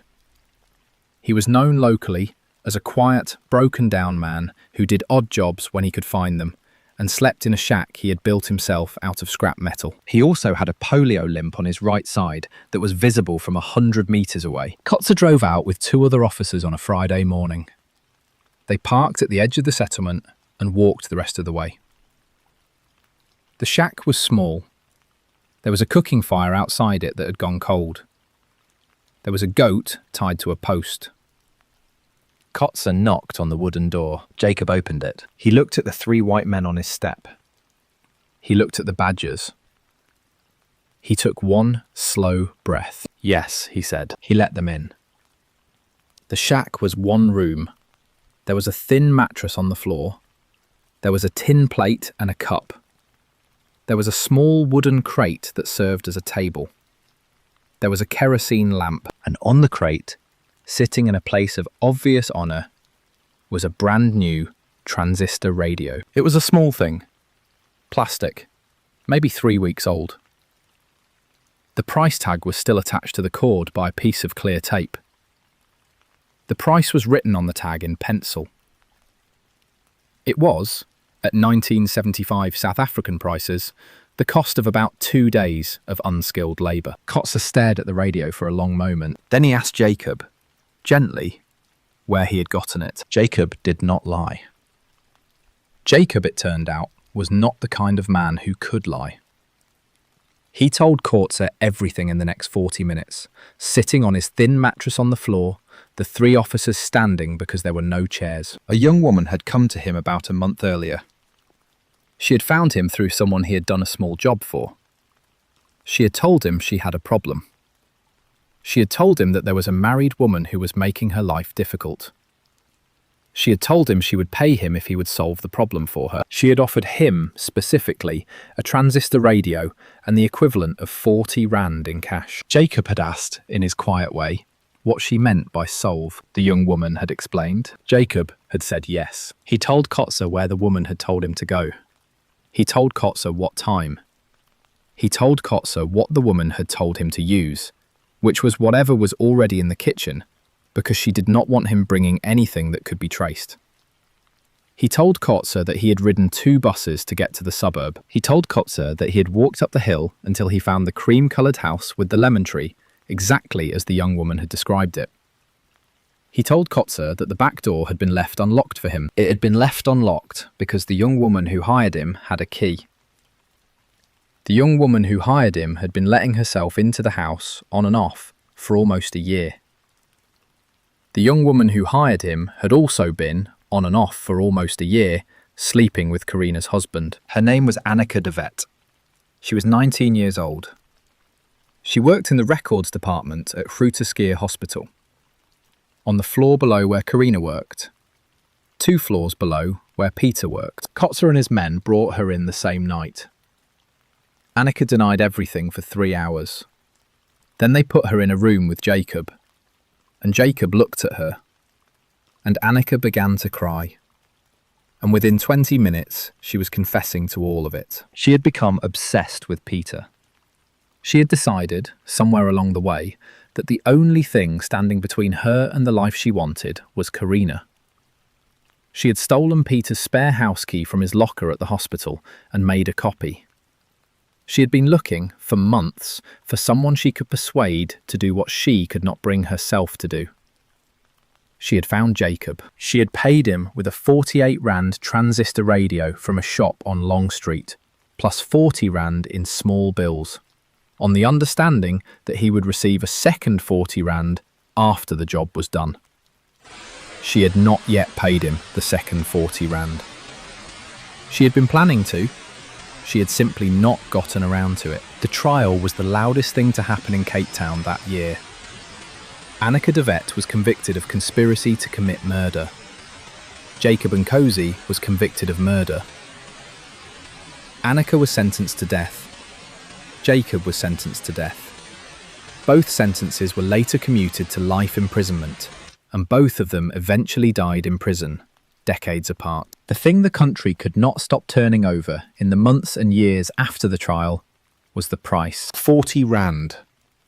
A plastic radio. In a tin shack with a goat outside. Peter van Rensburg, who had done nothing to deserve any of this except answer the wrong smile from a co-worker on the wrong day, sold the cream-coloured house. He moved away from Cape Town and never spoke publicly about the case again. The cat, Spook, was given to Karina's sister, who said that for several months he refused to come into any kitchen. There is a kind of cruelty in the world that imagines itself romantic. It tells itself it is doing something for love. It tells itself that the person standing in the way is not really a person, just a problem, a paperwork issue, a thing to be removed. It does not see itself as cheap. It sees itself as bold. But when you trace it all the way back, line by line, what it was actually willing to spend on another woman's life was the price of a cheap plastic radio, sitting on a wooden crate in a tin shack at the edge of a city. That is the math. That is what the numbers came out to. A young woman in Cape Town had a stranger killed for the price of a radio. The case was solved because the radio sat exactly where she had left it, on the crate with the price tag still attached. Sometimes a murderer is undone by the smallest possible thing. Sometimes it is the radio. Sometimes on a sidewalk in Hong Kong 3 years earlier, it was a piece of copper wire no thicker than a human hair, lying inside a discarded cardboard box stamped with the logo of a Japanese television company. Just before 6 in the morning on a humid Tuesday in late October 1975, a street sweeper named Chung Tak Wing pushed his cart slowly along Wong Nai Chung Road in Happy Valley, Hong Kong. The sun had not come up yet. The sky was the colour of weak tea. The traffic was already starting to build on the avenue that ran past the racecourse. Chung had been sweeping this section of road for 11 years. He knew which shops opened first. He knew which restaurants left their grease bins in the wrong spot. He knew the rhythm of every Tuesday on his stretch. About a block from the entrance to the racecourse, leaning against the wall of an alley between a tailor shop and a small bakery, was a large cardboard box. The box was tall, almost up to Chung's chest. It was the kind of box a television came in. The brand name was printed on the side in big black letters. It was a Japanese company. The box had been used and was a little soft at the corners, but it was clean. It hadn't been out in the weather. Chung had not seen it the previous morning. He thought, briefly, that one of the shops nearby had received a delivery and left the empty box out for him to take. He went over to drag it onto his cart. It was heavier than it should have been. He paused. He pushed it. It barely moved. Whatever was inside, it wasn't air. He thought maybe somebody had filled it with old electronics. People did that sometimes. They put a broken washing machine inside the carton from a new washing machine and left it on the curb, hoping it would just disappear. He pulled the top flaps open. He looked inside for 2 seconds. Then he stepped back from the box and he walked very slowly to the corner and he sat down on the curb and he didn't move for several minutes. A man on a bicycle going to work asked him if he was all right. Chung pointed at the box and said only, "There is a girl." The man on the bicycle went into the bakery and used the phone to call the police. The girl in the box was 16 years old. Her name was Lin Wong. She lived with her mother in a small flat in Wan Chai, 3 subway stops from where the box had been left. She had not come home the previous night. Lim was a Form 5 student at a girls' secondary school in Causeway Bay. She was an average student. She liked English language pop songs, and she had a small stack of photographs of British actors taped to the inside of her wardrobe door. To make pocket money, she worked 3 nights a week at an ice cream parlour on a side street in Happy Valley, scooping ice cream into glass dishes for a steady flow of teenagers and tourists. The night before the box was found, Lynn had finished her shift at 10 in the evening, the way she always did. She had taken off her apron, said goodnight to the manager, and walked out the back door into the alley. She had not come home. Her mother had called the parlour at 11. The manager had told her that Lynn had left at 10, the way she always did. Her mother, after calling 3 of Lynn's classmates, had not slept that night. She had been on the phone with the police when the call came in about the box. The lead investigator was a senior inspector with the Hong Kong Royal Police, a man named Lau Wing Chung. Lau was 42.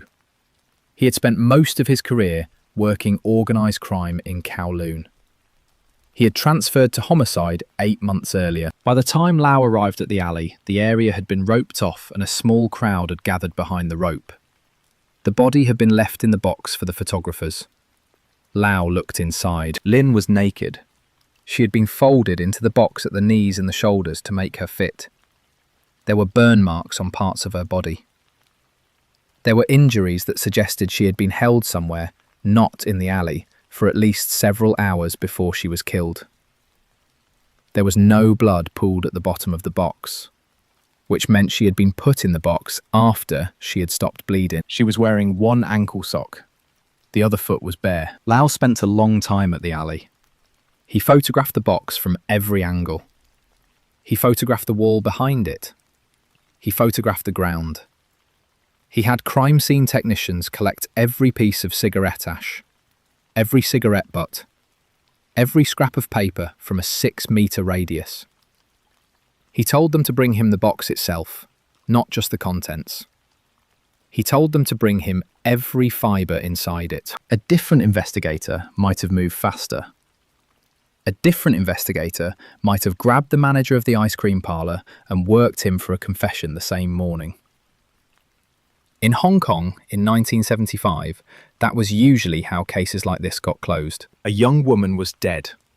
Somebody nearby probably knew something, and the easiest way to find out was to apply pressure to the people who had been the last to see her. Lau did not work that way. Lau was, by reputation, a forensics man. He had quietly become one of the early advocates inside the department for fibre analysis, fingerprint mapping, and the careful preservation of physical evidence. His preference for science over confession was, at the time, considered a little eccentric. Some of his colleagues called him the slow inspector, and they did not mean it as a compliment. Lau took the box back to the laboratory. He spent 2 days with it. What he found inside the box was a series of small things, none of which would have meant anything to anyone who wasn't looking for them.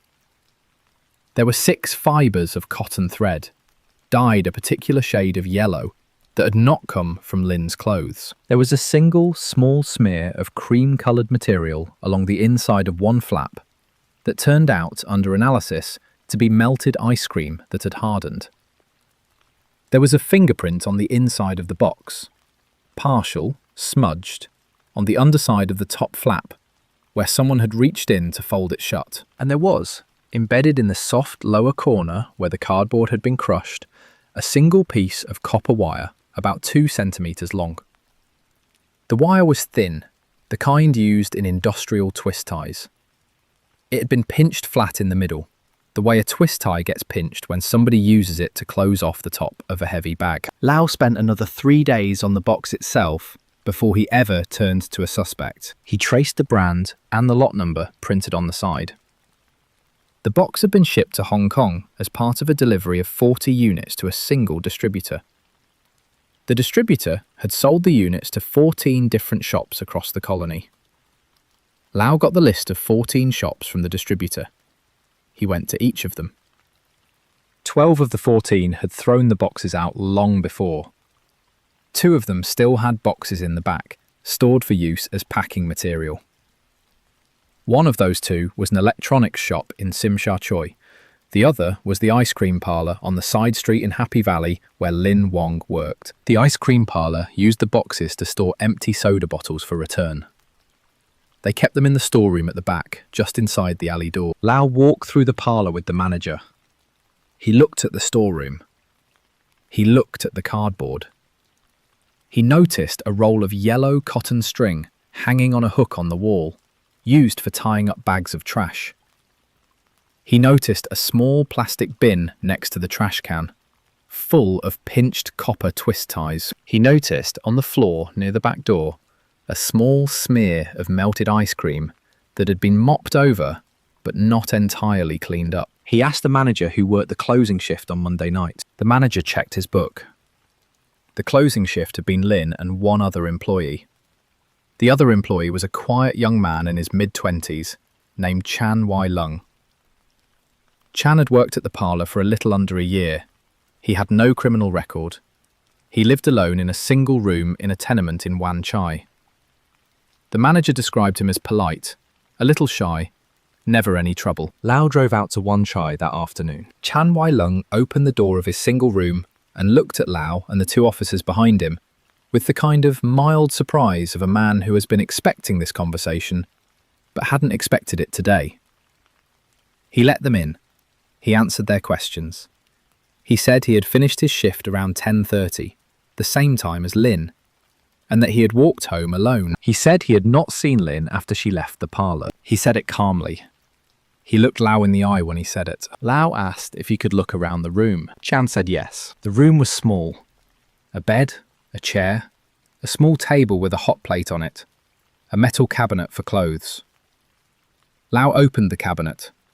He looked at the clothes hanging inside. He took down a dark grey jacket, the kind worn by ice cream parlour employees on cool nights, and held it up to the light. He scraped, very carefully, under the fingernails of his own thumbnail, into a small paper envelope. The smallest amount of fibre from the inside of the cuff. Then he walked over to Chan and asked, politely, if he could see Chan's hands. Chan held them out. Lau looked at the fingernails. He looked very closely. Under 3 of Chan's fingernails were thin lines of dried material that even before the laboratory got hold of them, looked to Lau like fibre from Lin's school skirt. He arrested Chan that night. The case that followed was, in the legal history of Hong Kong, a turning point. Until that case, almost every murder conviction in the colony had rested on either an eyewitness or a confession. Lau and the prosecution did not have an eyewitness. Lau and the prosecution did not, despite long hours of questioning, get a confession. Chan Wai Lung maintained, calmly and without any obvious anger, that he had not killed Lin Wong. What the prosecution had was a chain of physical evidence. Yellow cotton fibres from the parlour matching fibres in the box. A copper wire from the parlour's twist tie bin matching a wire embedded in the cardboard. A partial fingerprint, never quite a full match, but consistent with Chan's right thumb.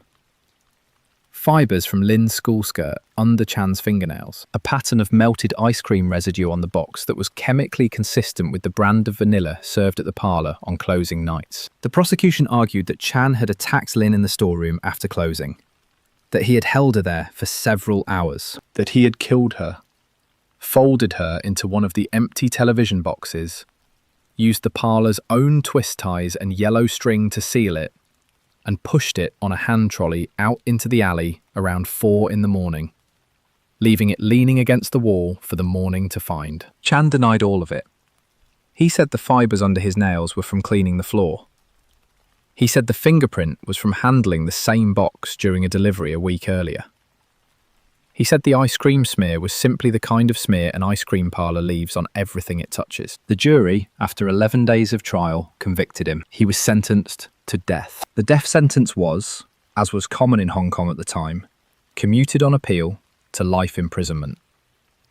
Chan went to prison. He maintained his innocence for the next 27 years. He maintained it in his cell. He maintained it in letters to his mother. He maintained it in interviews with the small number of journalists who asked. In 2002, after a series of appeals based on questions about the original forensic methods, he was released. He had served 27 years for a crime he had never confessed to, and which had been proved against him entirely by science. He went home to his mother's flat in Wan Chai. He did not give triumphant interviews. He simply went home. Some of the original investigators on the case have, over the years, said publicly that they remain certain Chan was guilty. The fibres, the wire, the ice cream, the print, all of it pointed in one direction, and forensic evidence does not lie. Other observers, including some legal scholars, have noted that none of those pieces of evidence, taken alone, would ever be enough today, and that the case rested on a kind of cumulative weight that, at the time, was new and untested. Lin Wong's mother died in 1994 while Chan was still in prison. She believed until the end that the man inside had killed her daughter. Chan Wai-lung is, as of this telling, still alive. He is in his 70s. He lives quietly. When asked, he still says he did not do it. The truth of what happened in the storeroom of an ice cream parlour in Happy Valley on a Monday night in 1975 is now held by exactly one person. And the rest of the world, including the police who closed the case and the lawyers who reopened it, can only stand outside the door and listen. The history of crime is full of cases that science was supposed to settle and didn't quite. Sometimes the wire is real and the man is guilty, and the case is clean. Sometimes the wire is real, and the man is also innocent, and the case only looks clean from a distance. The cardboard box told one story. The fingernails told another. The court chose one. We will never be entirely sure they chose the right one. A young woman in Hong Kong was killed in a back room and folded into the same kind of box she had passed every day at work. A quiet young man went to prison for 27 years on the strength of a few fibres and a piece of pinched copper wire. The science that put him there was new. The doubt it left behind has not gone away. Now we go to a coal mining town in the north of France in the spring of 1972. A different kind of doubt. A different kind of evidence. A 15-year-old girl, the daughter of a coal miner, was found dead in a vacant lot at the edge of the slag heaps. Within a week, the entire town had decided who the killer was. The man they had decided on was wealthy. The girl had been poor. And from the moment the body was found, the question of what had actually happened to her began to disappear under something much louder. On a cold, grey Wednesday afternoon in early April 1973, in a small mining town in the north of France called Brulay-sur-Mine, a 14-year-old shepherd boy named Marcel walked his small flock of sheep along the edge of an abandoned slag heap. The sky was low. The slag heap, a man-made hill of black coal waste, rose about 30 metres above the flat fields. The town spread out behind it in rows of identical brick houses. Marcel was not really a shepherd. The sheep belonged to his uncle. Marcel just walked them on Wednesday afternoons because school let out early and his uncle paid him in chocolate. The slag heap had grass growing on it in patches. Beyond the heap was a strip of empty ground that nobody used for anything. Coal dust had killed off the grass there years ago. Local kids called it the Black Field. Marcel was crossing the edge of the Black Field with his sheep when one of the older ewes stopped walking and refused to move. The sheep did this sometimes. Marcel went over to push her. He was about to push her when he looked past her into the brush at the base of the slag heap, and he saw a small white shape that did not belong there. He took 3 steps closer. He stopped. He turned around and ran. He ran the whole way back to his uncle's house, which was about 1 kilometre away, with the sheep still standing where he had left them. His uncle called the gendarmes. The girl in the brush at the base of the slag heap was 15 years old. Her name was Lucy Verriot. She was the daughter of a coal miner named Henri Verriot, who had been working the night shift at the colliery on the eastern edge of town. Lucy's mother had died of pneumonia when Lucy was 6. Lucy lived with her father and an older brother in a brick house in one of the rows. Lucy had not come home the previous evening. Henri had assumed, when he got home from his shift at 6 in the morning, that she had stayed at her aunt's house in the next village over, the way she sometimes did. He had gone to bed. When the aunt called at 9 in the morning saying Lucy had not come there, Henri had gotten up and walked door to door through the neighbourhood, asking if anyone had seen her. Nobody had. By noon, he was at the gendarmerie. By 2 in the afternoon, he was being driven to the slag heap. The lead investigator on the case was a magistrate named Bernard Lefebvre, sent up from a regional office in Lille. In the French system at the time, an investigating magistrate ran the case from the very beginning, directing the police, gathering evidence, deciding who would be charged. Lefebvre was 38 years old. He was ambitious. He was, by every account, in a hurry. When Lefebvre arrived at the Black Field, the body had already been photographed. Lucy had been strangled. There were also injuries that suggested the killer had used a knife on her after she was dead. Her clothes were partially gone. Her shoes were missing. The shoes were never found. The first thing Lefebvre did was walk a circle around the body, looking outward at the surrounding land. He noted the slag heap on one side. He noted the field on another. He noted on the third side a narrow paved road that curved past the edge of the Black Field and ran up toward the wealthier part of town, where the coal company's executives and lawyers had their houses on a small hill overlooking the workers' rows. Lefebvre asked one of the local gendarmes who lived on that hill. The gendarme gave him a list of names. The third name on the list was Henri Decaux. Decaux was the town's notary. He was 44 years old, twice divorced, and the legal representative of the coal company that owned the mine where Lucy's father worked. He lived alone in the largest house on the hill. He had a reputation, in the workers' rows, for being arrogant and cold. He had a reputation, among the coal company executives, for being competent and discreet. He drove a dark green Citroen.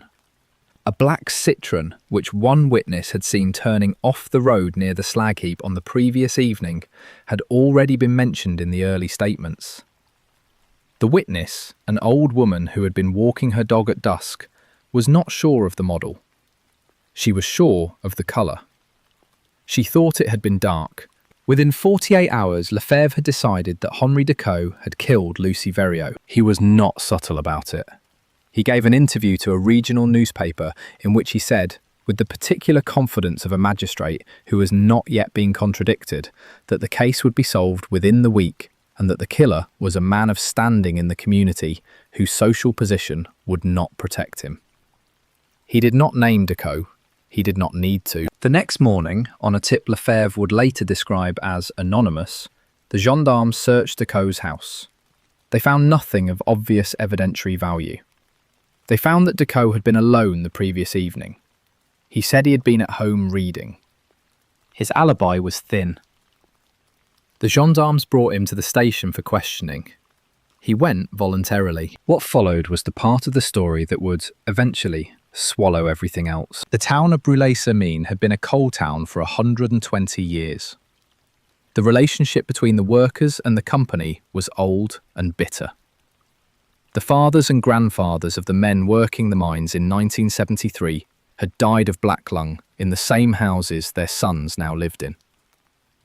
There had been 3 major strikes since the war. There had been one in living memory in 1963 that had ended with riot police on the streets and 2 miners hospitalised. When word spread on the morning of the 4th day that the gendarmes had questioned Henri Decaux, the lawyer of the coal company, in connection with the murder of a coal miner's daughter, the town did something it had been waiting decades to do. It chose a side. It did this almost instantly. It did this before Lefebvre had any physical evidence. It did this before any forensic test had come back.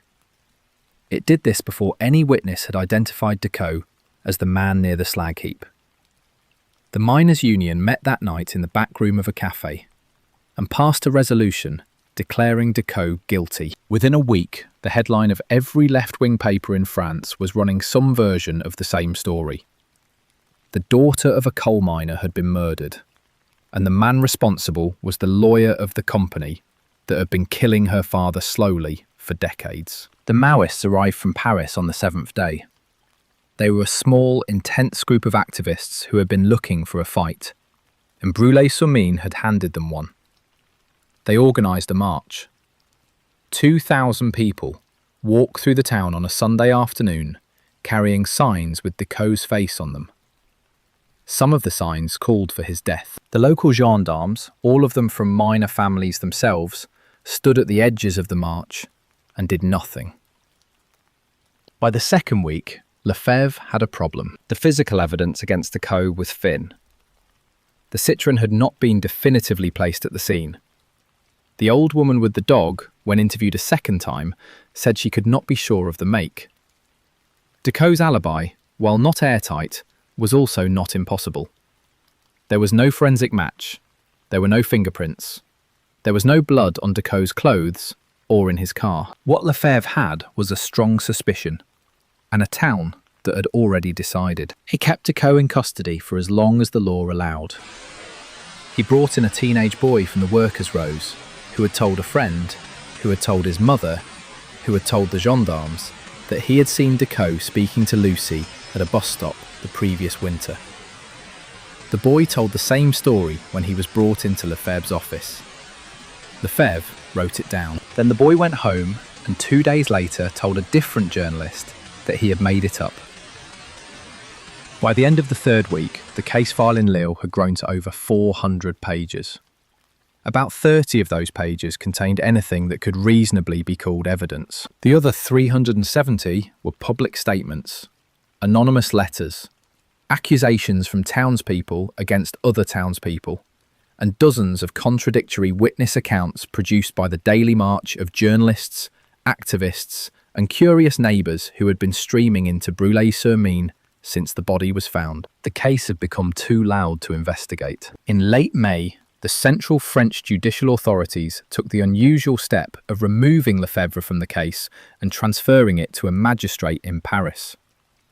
The reason given was the impossibility of conducting an impartial investigation under the existing conditions.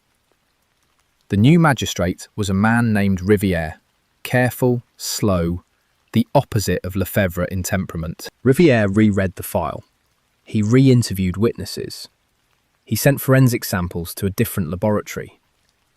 He came to the conclusion, on the basis of what he had, that there was insufficient evidence to charge Henri Decaux with anything. In July, 4 months after Lucy's body had been found, Decaux was released. The town did not accept this. The miners' union called it the predictable result of a system that protected the rich. The Maoists called it proof that Lefebvre had been corrupted in some unspecified way.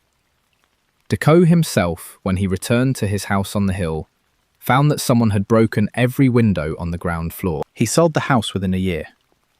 He moved to Lyon. He never practiced law again. He gave one interview to a regional paper in which he said only that he had not killed Lucy Verrio, that he had not known Lucy Verrio, that he had spent 4 months in a cell because of his profession and his address, and nothing else. And that he no longer believed, after what he had seen, in the country he had grown up in. He died of a heart attack in 1986. He was 57. In the autumn of 1973, 6 months after Decaux's release, a 16-year-old boy from the workers' rouse named Christian Lefort walked into the gendarmerie in Bruley-sur-Marne and confessed to the murder of Lucy Verrio. He said he had killed her in a fight that had started over a small amount of money she had owed him. He gave specific details about her clothes that had not been released to the public. He led the gendarmes to a place near the slag heap where he said he had thrown the knife. The knife was not found. Christian was charged. He was put on trial. His defence argued, with some success, that the details he had given could have been picked up around town in the months since the murder, that his confession was inconsistent in several respects, and that there was no physical evidence linking him to the body. He was acquitted. After his acquittal, he returned home. He lived in Bruley-sur-Marne for the rest of his life. He died in 2008. He never spoke about the case again.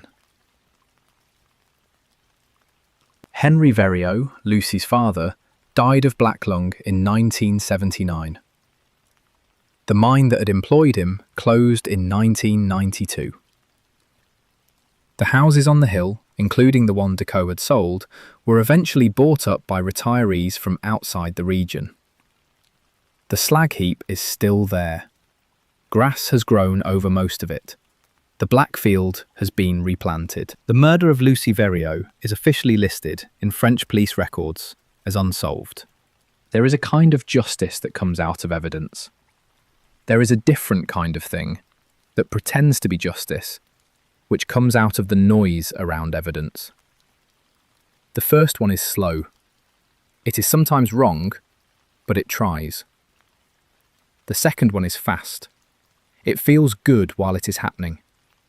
It tells the people doing it that they are on the right side of history. It moves before the facts arrive, because it does not really need them. Bruley-sur-Marne in the spring of 1973 did the second thing. It chose Henri Decaux not because the evidence pointed at him, but because his house was on the hill and the dead girl's house was at the bottom. It may have been right, it may have been wrong. The point is that it did not wait to find out, because finding out had stopped being the part of the story anyone was interested in. Somewhere in this story is the man who actually killed Lucy. He may have been Decaux. He may have been Christian Lefort. He may have been somebody nobody ever named. Somebody who walked through the chaos of those months and watched a town tear itself in half over the question of who he was, and went home and closed his door and went to bed. A coal town in the north of France in the spring of 1973. A magistrate in a hurry. A lawyer on a hill. A girl in a black field at the foot of a slag heap. A case that everyone in the country thought they could solve, that no one ever did. When the people in charge decide who is guilty before the evidence does, things go wrong in a particular way. In Bruley-sur-Marne, the people in charge were the public, the press, and the magistrate.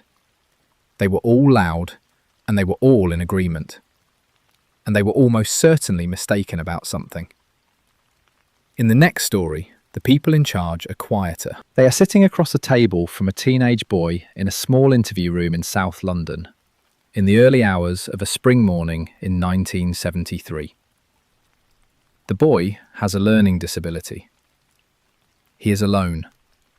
There is no parent in the room, there is no lawyer in the room, and the men across from him have already decided who killed the man whose body was found in a burning house in Catford. Just before midnight on a Saturday in late April 1973, in a rundown stretch of Catford in South London, a small two-storey house at the end of a terrace caught fire. The smoke was thick and sour, A neighbour across the street saw the orange glow behind the curtains and called the fire brigade from the public phone box at the corner. The firemen were there in 7 minutes. The fire had started in the upstairs front bedroom. By the time the firemen had it under control, the bedroom was gutted. The staircase was scorched, and most of the ground floor was choked with smoke. In the bedroom, in the bed, was a body. The body belonged to a 33-year-old named Marcus Bellman. Marcus had lived in the house for about 2 years. He worked, when he worked at all, as a sex worker on the streets around New Cross. He was known on the block as a quiet neighbour who paid his rent on time and did not cause trouble. The first impression at the scene, both for the firemen and for the police who arrived shortly after, was that Marcus had died in the fire. A cigarette maybe, a cooker left on. The bedroom was a mess of soot and water damage. The body was charred along one side. Then the duty pathologist looked closer. Around Marcus's neck, just under the line of the burnt collar of his shirt, was a thin, dark mark. The kind of mark a piece of cord leaves when somebody pulls it tight from behind. The pathologist looked at the mark for a long time. He looked at the position of the body in the bed. He noted that Marcus had been arranged, not collapsed. Marcus had been strangled. The fire had been set afterwards to cover it. The lead detective on the case was a man named Inspector Graham Wright with the Metropolitan Police. Wright was 46. He had worked South London for most of his career. He was tired in the way that career detectives in 1970s London were tired, which was a deep kind of tired. The kind that made men want clean cases and quick endings. By Sunday afternoon, Wright had a list of names from the neighbours. Most of the names were of regulars who came around to see Marcus. A couple of the names were of local kids who hung around the block at all hours, in the way that local kids did, drifting between the chip shop and the railway arches and the grass verge by the bus stop. 3 names came up more than once. Colin Hayward, 18 years old. He lived 4 streets away in the council flats. He had a learning disability of the kind that in the language of the time, the doctors called subnormal. He read at the level of a 9-year-old. He had the social understanding of a child several years younger than that. He was a tall, soft-faced boy who wandered the neighbourhood with his mouth slightly open. And he was easy to spot, and he was easy to scare. Ronald Pike, 15, lived in the same block as Colin. He was a small, sharp-eyed boy who had been in trouble for shoplifting twice. He was the closest thing the 3 of them had to a leader. Ahmet Selim, 14, Turkish Cypriot family, lived 2 streets over. He was the youngest. He followed the other 2 around because there was nobody else his age on the block. The 3 boys were known to walk past the house where Marcus lived almost every night.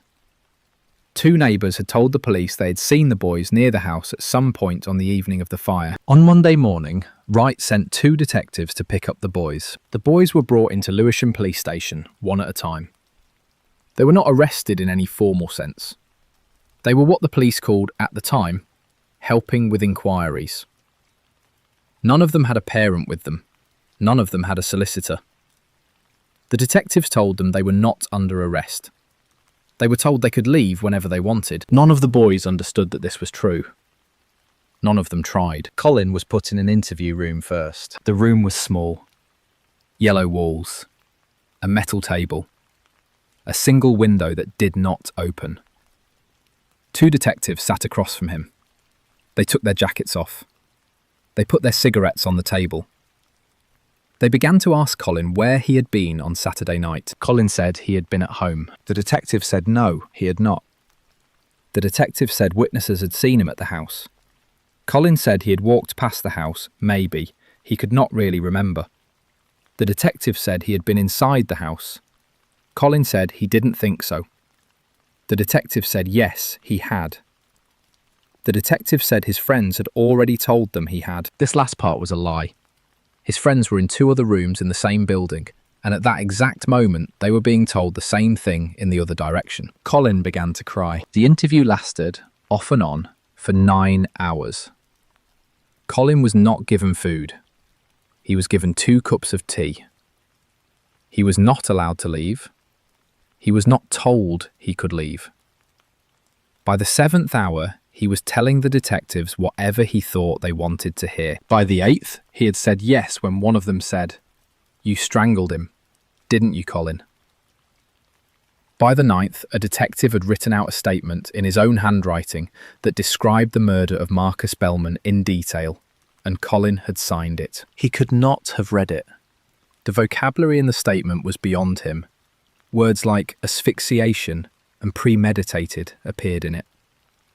The statement said he had been at the house with Ronnie and Ahmet, that the 3 of them had attacked Marcus together, that Ronnie had used a piece of cord, that Ahmet had set the fire, that he, Colin, had held Marcus down. Colin signed his name in slow, careful letters at the bottom. In the next room, Ronnie was being told that Colin had already confessed and named him. Ronnie, who was small and frightened, but also smart enough to understand that the police could lie about this, held out longer. He held out for almost a full day. By the second night, he had signed a statement of his own. Ahmet, the 14-year-old, signed within 4 hours. The 3 boys were charged on the 3rd day. They were sent to a remand centre. Their parents, who had not been allowed to see them during the questioning, finally got solicitors. The trial took place in the autumn of 1973 at the Old Bailey. The prosecution's case rested almost entirely on the 3 confessions. There was almost no physical evidence linking the boys to the scene. There was no fingerprint, no fibre, no hair, no blood, no piece of clothing that could be matched to any of them. There was a partial sighting by one neighbour, who said she thought she had seen some boys near the house earlier in the evening. There was the word of the 3 teenagers who had been alone in interview rooms with adult detectives for a combined total of more than 20 hours. The defence pointed out, with some force, that the timeline did not work. The pathologist had estimated, based on the state of the body when it was pulled from the fire, that Marcus had been dead for several hours before the fire was set. The fire had been called in at almost exactly midnight. That meant Marcus had probably been killed in the late afternoon or early evening. At the time, the pathologist's estimate placed the strangulation all 3 boys had been at the local youth club on the other side of Catford. There were several adults there who could place them. The prosecution's response, essentially, was that the pathologist was wrong. The jury convicted. Colin, because of his age and because of his learning disability, was sentenced to detention during Her Majesty's pleasure, which is the British way of saying indefinitely. Ronnie was sentenced to be detained until the Home Secretary decided otherwise. Ahmet was sentenced to 4 years in a juvenile facility. They were taken away. The story at that point was supposed to be over. 2 things kept it from being over. The first was Colin's mother, a small woman named Joan Hayward, who had worked as a cleaner at a school in Lewisham for 19 years. Joan did not believe her son had killed anyone. She knew her son. She knew that her son could not tie his own shoelaces without help on bad days. She knew that her son could not have organised the murder of a grown man and the staging of a fire to cover it. She wrote letters. She wrote to her local Member of Parliament. She wrote to The Guardian. She wrote to the BBC. She wrote every Sunday afternoon at a small wooden table in her flat with a ballpoint pen on cheap blue paper. Most of the letters got no reply. A few got polite replies that said nothing. The second thing was a journalist named Christopher Price, who began looking at the case in the summer of 1974, more than a year after the conviction. Price was a Member of Parliament himself, but he wrote occasional pieces for a small magazine called New Society. Joan's letter to him was the one that landed. Price went and read the trial transcript. Then he reread it. Then he started making phone calls. The first thing Price did was get an independent forensic pathologist to look at the original autopsy report. Not to challenge the cause of death, to challenge the timing of it. The pathologist, a man named Cameron, came back with a report that was, in its quiet medical way, devastating. Cameron noted that the original pathologist had based his estimate of time of death on a combination of body temperature and the early stages of rigor mortis. Cameron looked at the same data and ran the calculations more carefully. Marcus, he concluded, had been dead at least 6 hours, possibly as many as 8, before the fire had been set. That meant he had been killed no later than around 6 in the evening on Saturday, possibly as early as 4. The 3 boys, at 6 in the evening on Saturday, had been at the youth club. They had been there from 3:30 until almost 8. They had been seen by the youth club leader, by other children, by a parent who had come to pick someone else up. Their presence there had never been seriously disputed at trial. The prosecution had simply argued that the pathologist's window was wide enough to fit a murder somewhere outside it. It wasn't. Price published the article in 1975. It was reprinted in the Times. The Home Office, after some pressure, agreed to refer the case back to the Court of Appeal. In late 1975, 2.5 years after their convictions, the 3 boys were released. The Court of Appeal quashed all 3 convictions. The judge, in his summary, said something that has been quoted in legal textbooks ever since. He said that the convictions had been obtained without any reliable evidence other than confessions which, on the available medical evidence, could not have been true. Colin had been inside for 2.5 years. He came out at 20. His mother brought him home. He never lived independently. He died in his sleep in 2001 of a heart condition at the age of 46. Ronnie served 3 years before his release. Ahmet served 2. Both of them lived the rest of their lives in and out of various kinds of trouble. Both of them, in the few interviews they ever gave, said the same thing in different words. They said the police had told them what to write, and they had written it because they had wanted to go home.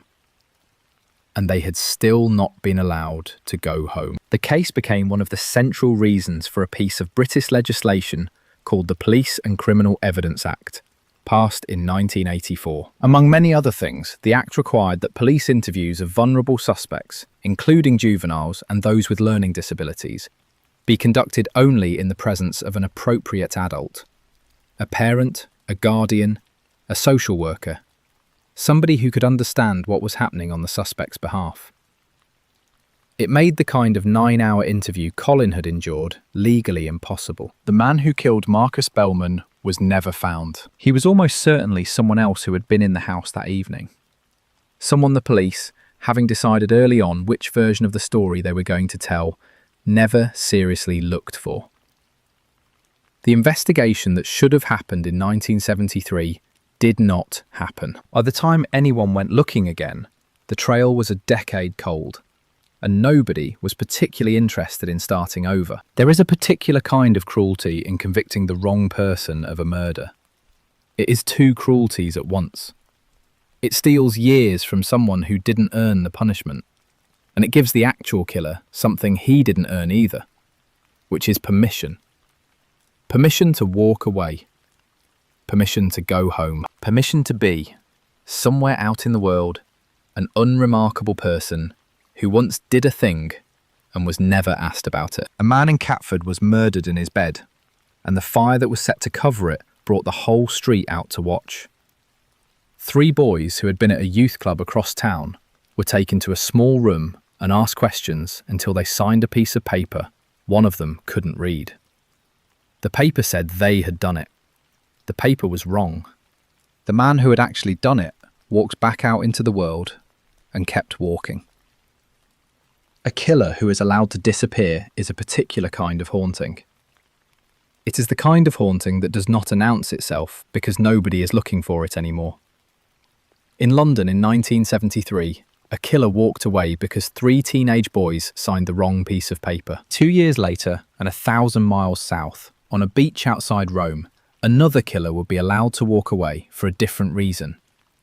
A 17-year-old boy would be arrested at the wheel of a famous man's car, would confess to the murder of that man, and would be sent to prison. The case would be closed within days. Decades later, the boy who had confessed would say that he had not been alone on that beach, that there had been other men in the dark, and that he had been told very clearly what would happen to him and to his family if he ever names them. On a wet Saturday night in early November 1976, a 53-year-old Italian poet and journalist named Lorenzo Vitelli drove his small, dark grey Alfa Romeo south out of Rome through the rain toward the coast. The road was almost empty. The radio in the car was off. Lorenzo was alone, and he was driving with one hand on the wheel and the other resting on the empty passenger seat. The passenger seat was empty for the moment. It would not be empty for long. Lorenzo had agreed to meet someone outside a cafe near the Stazione Termini in central Rome, and he was running about 10 minutes late. Lorenzo Vitelli was, in 1976, one of the loudest voices in Italian public life. He wrote columns for 2 major newspapers. He wrote poetry in a regional dialect that had earned him a national following. He had published 3 novels. He gave television interviews in which he called the country's ruling party a coalition of cowards, and the country's neo-fascist underground a network of murderers paid by people whose names he was not yet able to print. He was openly gay in an Italy that did not, in 1976, treat that lightly. He had survived 2 beatings in the previous decade. He had received, in the previous 6 months alone, 11 anonymous letters threatening his life. He had been told, by friends, by his lawyer, by his editor, that he should be more careful.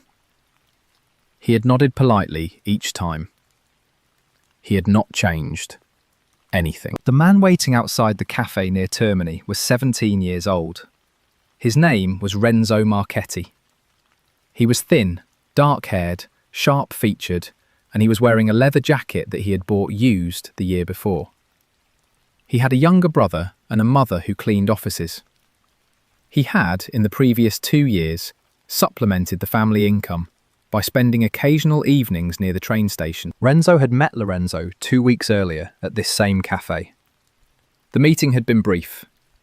They had agreed that they would see each other again on this Saturday night. Lorenzo had said he would drive them somewhere quiet. Now, around 11:30 in the evening, Lorenzo's Alfa Romeo turned the corner and pulled up at the curb. The passenger window was already rolled down. Renzo got in. They exchanged a few words. Lorenzo asked if he was hungry. Renzo said he was. They drove to a small trattoria near the river that was still open. They ate. Lorenzo paid.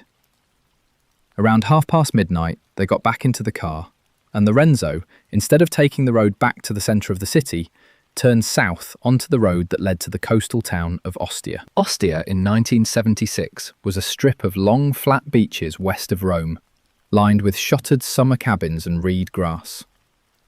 In November, in the rain, it was empty.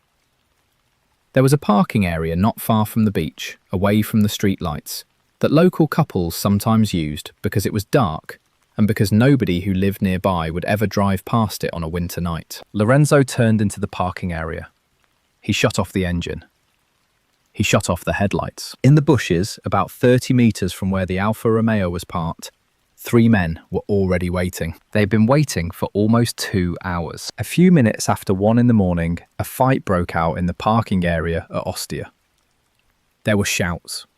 There were sounds of something heavy hitting the side of a car. There was the sound of a car engine starting and then revving and then stopping. Then the engine started again. There was nobody else in the parking area to hear it. The 2 houses closest to the lot were empty for the season. A passing fisherman on the road that ran parallel to the beach later reported seeing what he thought were headlights moving in an unusual way, but he had not stopped. At 7 the next morning, a woman walking her dog along the edge of the beach found a body lying face down in the sand about 40 metres from the parking area. The body was that of a middle-aged man. He had been beaten until almost nothing of his face remained. There were tyre marks running across his chest. The Alfa Romeo had been driven over him at least twice. The woman ran back to the small pension where she lived and called the police. The man on the sand was Lorenzo Vitelli. By 11 that morning, the Carabinieri had pulled over a young man driving Lorenzo's Alfa Romeo on a road outside Ostia heading north.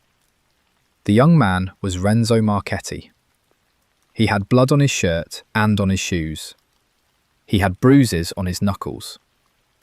He had Lorenzo's wallet in his pocket. He was taken in. He confessed within hours. He said in his statement that Lorenzo had picked him up, that they had eaten together, that they had driven to Ostia, that Lorenzo had made advances toward him in the parking lot, that he, Renzo, had panicked and fought back, that the fight had escalated, that he had hit Lorenzo with a piece of wood he found nearby, that when Lorenzo had been on the ground, he had taken the keys and the wallet and tried to drive away, and that in his panic, he had run over the body.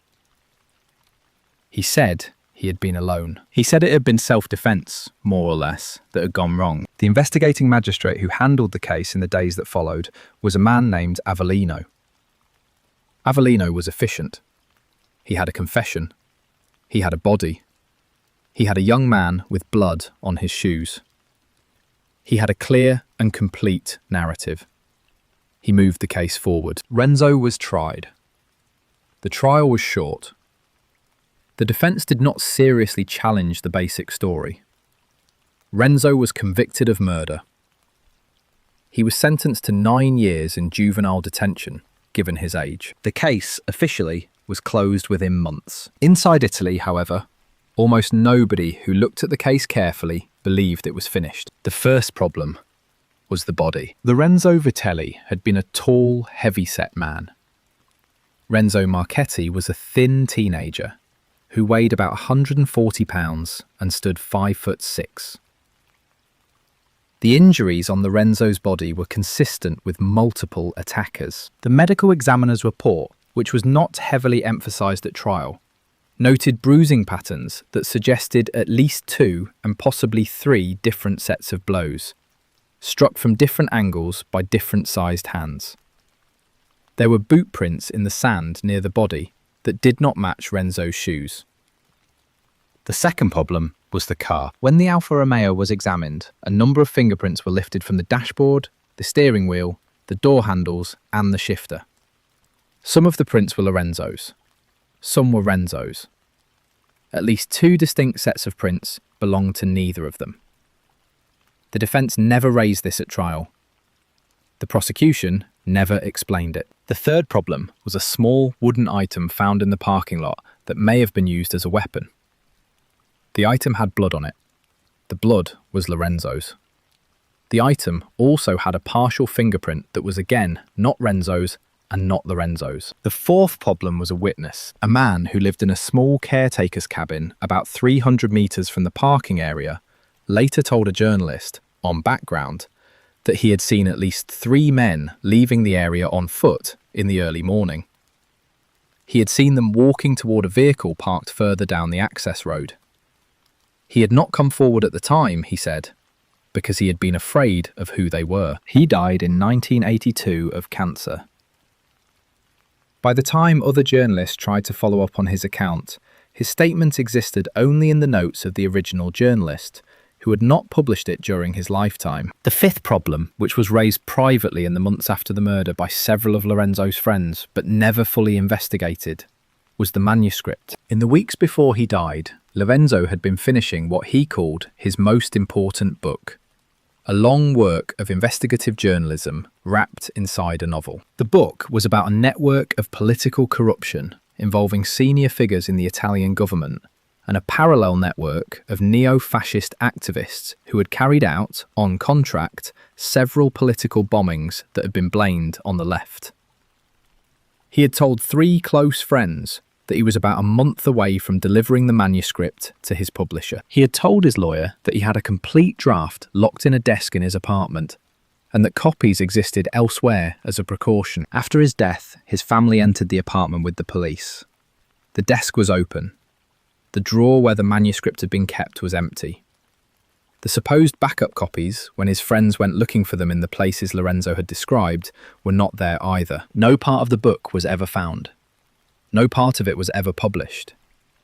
Its contents are now known only from what Lorenzo himself had described, in pieces, in private conversation, before he died. For 30 years, the official story held. Renzo Marchetti served his sentence. He came out. He went on with his life, more or less. He gave occasional interviews in which he said only that the case was closed and that he had nothing to add. In 2005, 29 years after the murder, Renzo gave an interview to an Italian television program in which he formally retracted his original confession. He said he had not killed Lorenzo Vitelli alone. He said he had not killed Lorenzo Vitelli at all. He said that on the night of the murder, 3 men he had never seen before had appeared in the parking lot. He said they had attacked Lorenzo while he was still in the car. He said that he himself had been pushed away and held at the side of the lot while it happened. He said that when it was over, the 3 men had told him exactly what to do. They had told him to take the wallet, to get into the Alfa Romeo, to drive away from the scene, to make sure he was caught with the body's blood on his clothes, and to confess. They had told him that if he ever named them, his mother and his brother would be killed. They had told him this in a way that made him believe it. He was 17. He believed it. He had carried that, he said, for almost 30 years. The investigation was reopened, briefly, on the basis of his retraction. New forensic tests were run on evidence that had been preserved. A DNA profile was developed from blood on the wooden weapon that did not match Renzo or Lorenzo. The profile did not match anyone in any of the databases the Italian authorities checked it against. After about 18 months, the case was closed again. The official position was that there was no longer any way to identify the other men, that Renzo's retraction had come too late, that the evidence had degraded, that the witnesses were dead. The authorities did not say there had been no other men. They said only that the case could not now be made. Renzo Marchetti died in 2017 of a heart attack in a small apartment outside Rome. He was 58 years old. In the last years of his life, he gave a few more interviews, each of which said roughly the same thing. He said that the men in the bushes had been waiting for Lorenzo specifically. He said that they had said almost nothing during the attack. He said that one of them, the oldest one, had carried a small book in his jacket pocket, the kind of pocket-sized leather notebook a businessman might use to keep appointments. He said the book had been Lorenzo's. He had recognised it. He said the man had taken it out of Lorenzo's coat before they were finished and put it in his own pocket and walked away into the dark. There is a kind of murder that hides inside another murder. The first one is the killing itself. The second one is the story that is told afterwards, to make sure that nothing past the first one ever gets looked at. A young man is arrested at the wheel of a stolen car with blood on his shoes, and the public reads the easy version, and the case closes, and somewhere, in a city, in an office, a man who took a notebook out of a dead man's coat keeps living a quiet life. He has dinner with his family. He retires. He dies eventually in a hospital bed with people who love him at his side. Lorenzo Vitelli wrote in one of his last published columns that the worst thing about his country was not the violence. The worst thing was the silence that followed it. The careful, polite, well-organised silence that took the place of every truth that might otherwise have been spoken. He wrote that this silence was a national project and that everyone, in their small way, was contributing to it. A poet on a beach outside Rome on a wet November night. A boy at the wheel of a famous man's car. 3 men in the bushes who walked back into their own lives and have been there ever since. A book about corruption that disappeared from a desk and was never seen again. The case closed in months. The truth, 50 years later, is still locked in the same drawer the manuscript was locked in. A killer who is never named is, in a way, not really a killer at all. He is just a person, walking through a city, doing whatever ordinary thing he is doing today. Nobody on the street he is walking down knows what he has done. He is invisible in the most ordinary way a person can be invisible, which is by being trusted. In Rome in 1976, 3 men disappeared into that kind of invisibility on a wet beach and have lived in it ever since. Sometimes a killer disappears because the case is too political to follow. Sometimes a killer disappears because the case is too local to bother with. In Washington, D.C., across the Atlantic, and a few years earlier, a killer was about to disappear for a third reason. He was about to take 6 children, one at a time, off the sidewalks of a major American city, in broad daylight, and leave their bodies along the edges of federal highways. He would taunt the police. He would leave a note in one of his victims' pockets. And then, after the 6th one, he would simply stop. And nobody, in 50 years, has ever been able to find him. On a Friday afternoon in early April 1972, a 10-year-old girl named Tasha Crawford walked out of a small grocery store on Wheeler Road in southeast Washington, D.C., carrying a brown paper bag. The bag held a half-pound of sugar, a quart of milk, and a pack of chewing gum the cashier had given her for being polite. The afternoon was warm. The sidewalk was busy. Tasha was the oldest of 4. Her mother worked nights as a nurse's aide at a hospital across the river. Tasha was the one who walked to the store when her mother needed something for breakfast the next morning. She had been doing it since she was 8. She knew the route. She knew which corners had bad traffic. She knew which of the older women who sat on their stoops would wave at her on the way home. Tasha started up Wheeler Road toward her family's apartment. About a block from the store, a dark green panel van began to roll slowly along the curb beside her. Tasha noticed. She kept walking. She was a careful child. She had been told, by her mother, and by her grandmother, and by her teachers, and by every other adult in her life, what to do if a stranger in a car tried to talk to her. She was not going to talk to the van. She was going to keep her eyes forward and her pace steady and walk home. The van pulled ahead of her by about a car length. Then it stopped at the curb. Tasha stepped out into the street to walk around it. The side door of the van slid open. By the time Tasha's mother got home from her shift the next morning, the apartment was quiet in a way it should not have been. The youngest 2 were asleep. The 8-year-old was awake on the couch watching cartoons. The 8-year-old said Tasha had not come home. Her mother called the police at 6:15 in the morning. 6 days later, a Maryland state trooper driving along Interstate 295, just south of the DC line, saw what he thought, at first, was a piece of garbage in the grass beside the southbound shoulder. He pulled over. He walked back along the verge. It was a child. It was Tasha. She was lying face up. She was fully clothed, in the same blue dress she had been wearing when she walked out of the grocery store on Wheeler Road. Her hair was neatly arranged. There were no obvious external injuries. The medical examiner would later determine that she had been strangled, that she had been dead for less than 12 hours when she was found, and that she had been alive for most of the 6 days she had been missing. She was missing one thing. Her shoes. She had been wearing white sneakers when she left the store. The sneakers were not on her feet. They were not in the grass nearby. They were not anywhere along the highway. The killer had taken them. The lead detective on the case was a man named Lawrence Greer with the District of Columbia Metropolitan Police. Greer was 40. He had 2 daughters. One of them was 9 years old. He worked the case as hard as anyone has ever worked anything. 3 months later, in July, a 13-year-old named Yvonne Bishop disappeared from a phone booth on Stanton Road in southeast Washington. She had been calling her mother to say she was running late from a friend's house. The friend's mother had heard the line go dead in the middle of a sentence. Yvonne's body was found 4 days later, beside a different highway. She was fully clothed.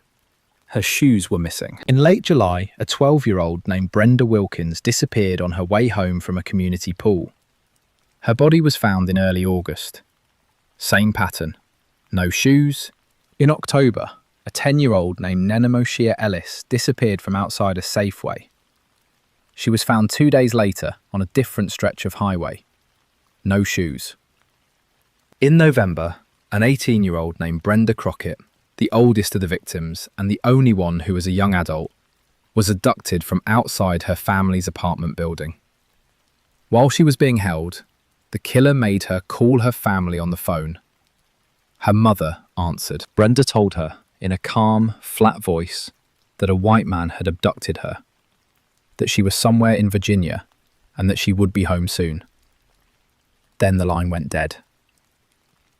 Her mother knew, in a way she could not have explained, that her daughter had been told what to say, and that the white man and the location in Virginia were both lies, and that her daughter was telling her this on purpose. Brenda's body was found the next morning beside a highway in northeast DC.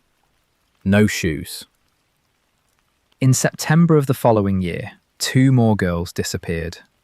Diane Williams, 17, and a younger girl, Diane's neighbour. Both were found in similar conditions. Both were missing their shoes. 6 victims in 17 months. 6 girls between the ages of 10 and 18. All of them black. All of them taken from busy public streets in daylight or early evening. All of them found fully clothed beside highways. All of them missing their shoes. The press, in the way the press will, gave him a name. They called him the Freeway Phantom. Greer hated the name. The name made it sound like a thriller, like a movie, like a thing happening on television. The actual case, sitting on his desk in a binder that grew thicker every week, was 6 girls he did not know how to find a killer for. The investigation had problems from the start, and most of them were about jurisdiction. The District of Columbia Metropolitan Police investigated the abductions, which all happened inside DC. The Maryland State Police investigated the bodies that were dumped in Maryland. The FBI got involved because the highways were federal, but only intermittently. The Prince George's County Police investigated some of the bodies. The Virginia State Police investigated none of the abductions, but had jurisdiction over a couple of stretches of highway where the killer had driven. There were, depending on how you counted, between 4 and 7 different agencies, all working pieces of the same case. They did not share information well. They did not share information at all on some days. Files that existed in one office did not exist in another. Witness statements taken in one jurisdiction were never transferred to the next. There were daily phone calls that, in the language of police politics, did not go well. In one of the cases, the killer made a mistake. In Nenemoshia Ellis's coat pocket, when her body was found, was a piece of paper. It was a handwritten note. The handwriting was neat, the grammar was awkward, the note was short. It said, in part, that the writer was sorry for what had happened to the children, that he had been driven to it by something he could not control, that the police were too stupid to catch him, and that he was the one in charge. He signed it at the bottom, with the name the newspapers had given him. It was the only direct communication from the killer the police ever received. The handwriting was photographed and analysed. The paper was checked for fingerprints. The ink was checked against the kinds of pens that had been on the market in 1972. None of it produced anything that pointed at a specific person. There was, throughout the period of the killings, a description that came up over and over again from witnesses. It was the description of a vehicle, not a person. A dark green panel van. Sometimes described as black. Sometimes described as having a stripe along the side. Sometimes not. The van had been seen near at least 3 of the abduction sites. Witnesses gave inconsistent descriptions of the driver. Some said he was a black man in his 30s. Some said he was a white man in his 40s. None of the descriptions matched cleanly. Composite sketches were drawn, distributed, and produced almost no useful tips. Greer worked the case for years. He worked the kind of long hours that detectives in 1970s television shows worked, but that, in real life, mostly produced exhaustion and divorces. He went door to door in the apartment buildings where the girls had lived. He stood at bus stops in southeast Washington and watched the streets at the times the abductions had happened. He interviewed every man in the city who owned or had ever owned a dark green panel van. There were a lot of them. He drove down every stretch of highway where a body had been found, and timed how long it would take to drive there from each of the abduction sites at different hours of the day. He developed over time a short list of suspects. None of them were ever charged. The most prominent name on the list, for years, was a man named Robert Ainsley. Ainsley was a violent offender, already in custody on unrelated charges. He had a history of crimes against young women. He matched some of the witness descriptions. He had connections to the right neighbourhoods. He had access, at the relevant times, to a vehicle that may have been a dark green panel van. The case against Ainsley, however, was circumstantial. There was no physical evidence linking him to any of the bodies. There was no fibre, no hair, no print, nothing. There was no confession. There was no witness who could place him with any of the girls. There was suspicion. And suspicion is not the same thing as proof. And the people who had to make the decision about whether to charge him were the same people who had been embarrassed throughout the case by the failure of the investigation. They did not want to charge a man and lose. They charged no one. Ainsley died in prison in 2003 on a separate sentence. He never confessed to the Freeway Phantom murders. He never confirmed and never denied. The other names on the shortlist have, in the decades since, been quietly investigated and quietly set aside. None of them have produced a definitive answer. The original detectives who worked the case have, one by one, retired and died. Greer himself died in 2011. Some of his old case files were found in his garage by his daughter, several boxes. He had taken them home with him on the day he retired, and he had never been able to throw them out. The case is still officially open. The Metropolitan Police Department in Washington, D.C. still has a small unit that every few years makes a public statement encouraging anyone with information to come forward. The killings stopped abruptly after the 6th victim in September of 1973. They stopped the way they had started, without explanation, and the killer simply ceased to act. There are, as with all unsolved serial cases, theories about why.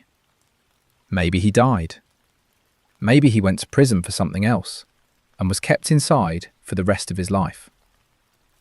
Maybe he moved to a different part of the country and continued under a different pattern that has never been linked back. Maybe he simply stopped, the way a person stops a hobby, and went on to live an ordinary life until he died of old age in a quiet bedroom somewhere. There is, in that last possibility, the worst kind of horror this case offers. A man who took 6 children off the streets of an American city, who held them, who killed them, who took their shoes as some kind of personal trophy, and then placed their bodies, fully clothed, beside the highways he had used to drive away. A man who wrote a note, in handwriting that was not particularly disguised, calling the police stupid. A man who then walked away, 50 years ago, and lived. Possibly is still living.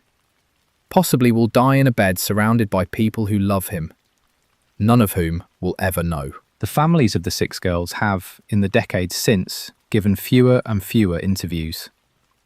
The mothers, in most cases, have died. Some of the siblings still speak occasionally, when a journalist calls, when an anniversary arrives. They say variations of the same thing each time. They say they would still like to know. They say they no longer expect to. The shoes were never found. None of them. 6 pairs of shoes taken off the feet of 6 girls between 1972 and 1973. Kept somewhere. By someone. For some reason that only that person ever understood. They have not surfaced in any closet, any attic, any storage unit, any landfill, any police search of any suspect's property. They are simply, like the killer, gone. A killer who is never caught is eventually just a person. A man buying milk at a grocery store. A man pumping gas at a service station. A man in a hospital bed. He blends into the texture of the country. He becomes, in the most ordinary way possible, indistinguishable. The crimes he committed remain. The grief he caused remains. The names of the children he took remain. The only thing missing is him. That is the part that does not finish. That is the part that 50 years later is still in motion. The girls are buried. The detectives are buried. The mothers are buried. And somewhere, possibly, a very old man sits in a chair in a quiet room and remembers what he did, and is the only person on earth who knows. Tasha Crawford was 10 years old. Yvonne Bishop was 13. Brenda Wilkins was 12. Nena Moshe Ellis was 10. Brenda Crockett was 18. Diane Williams was 17.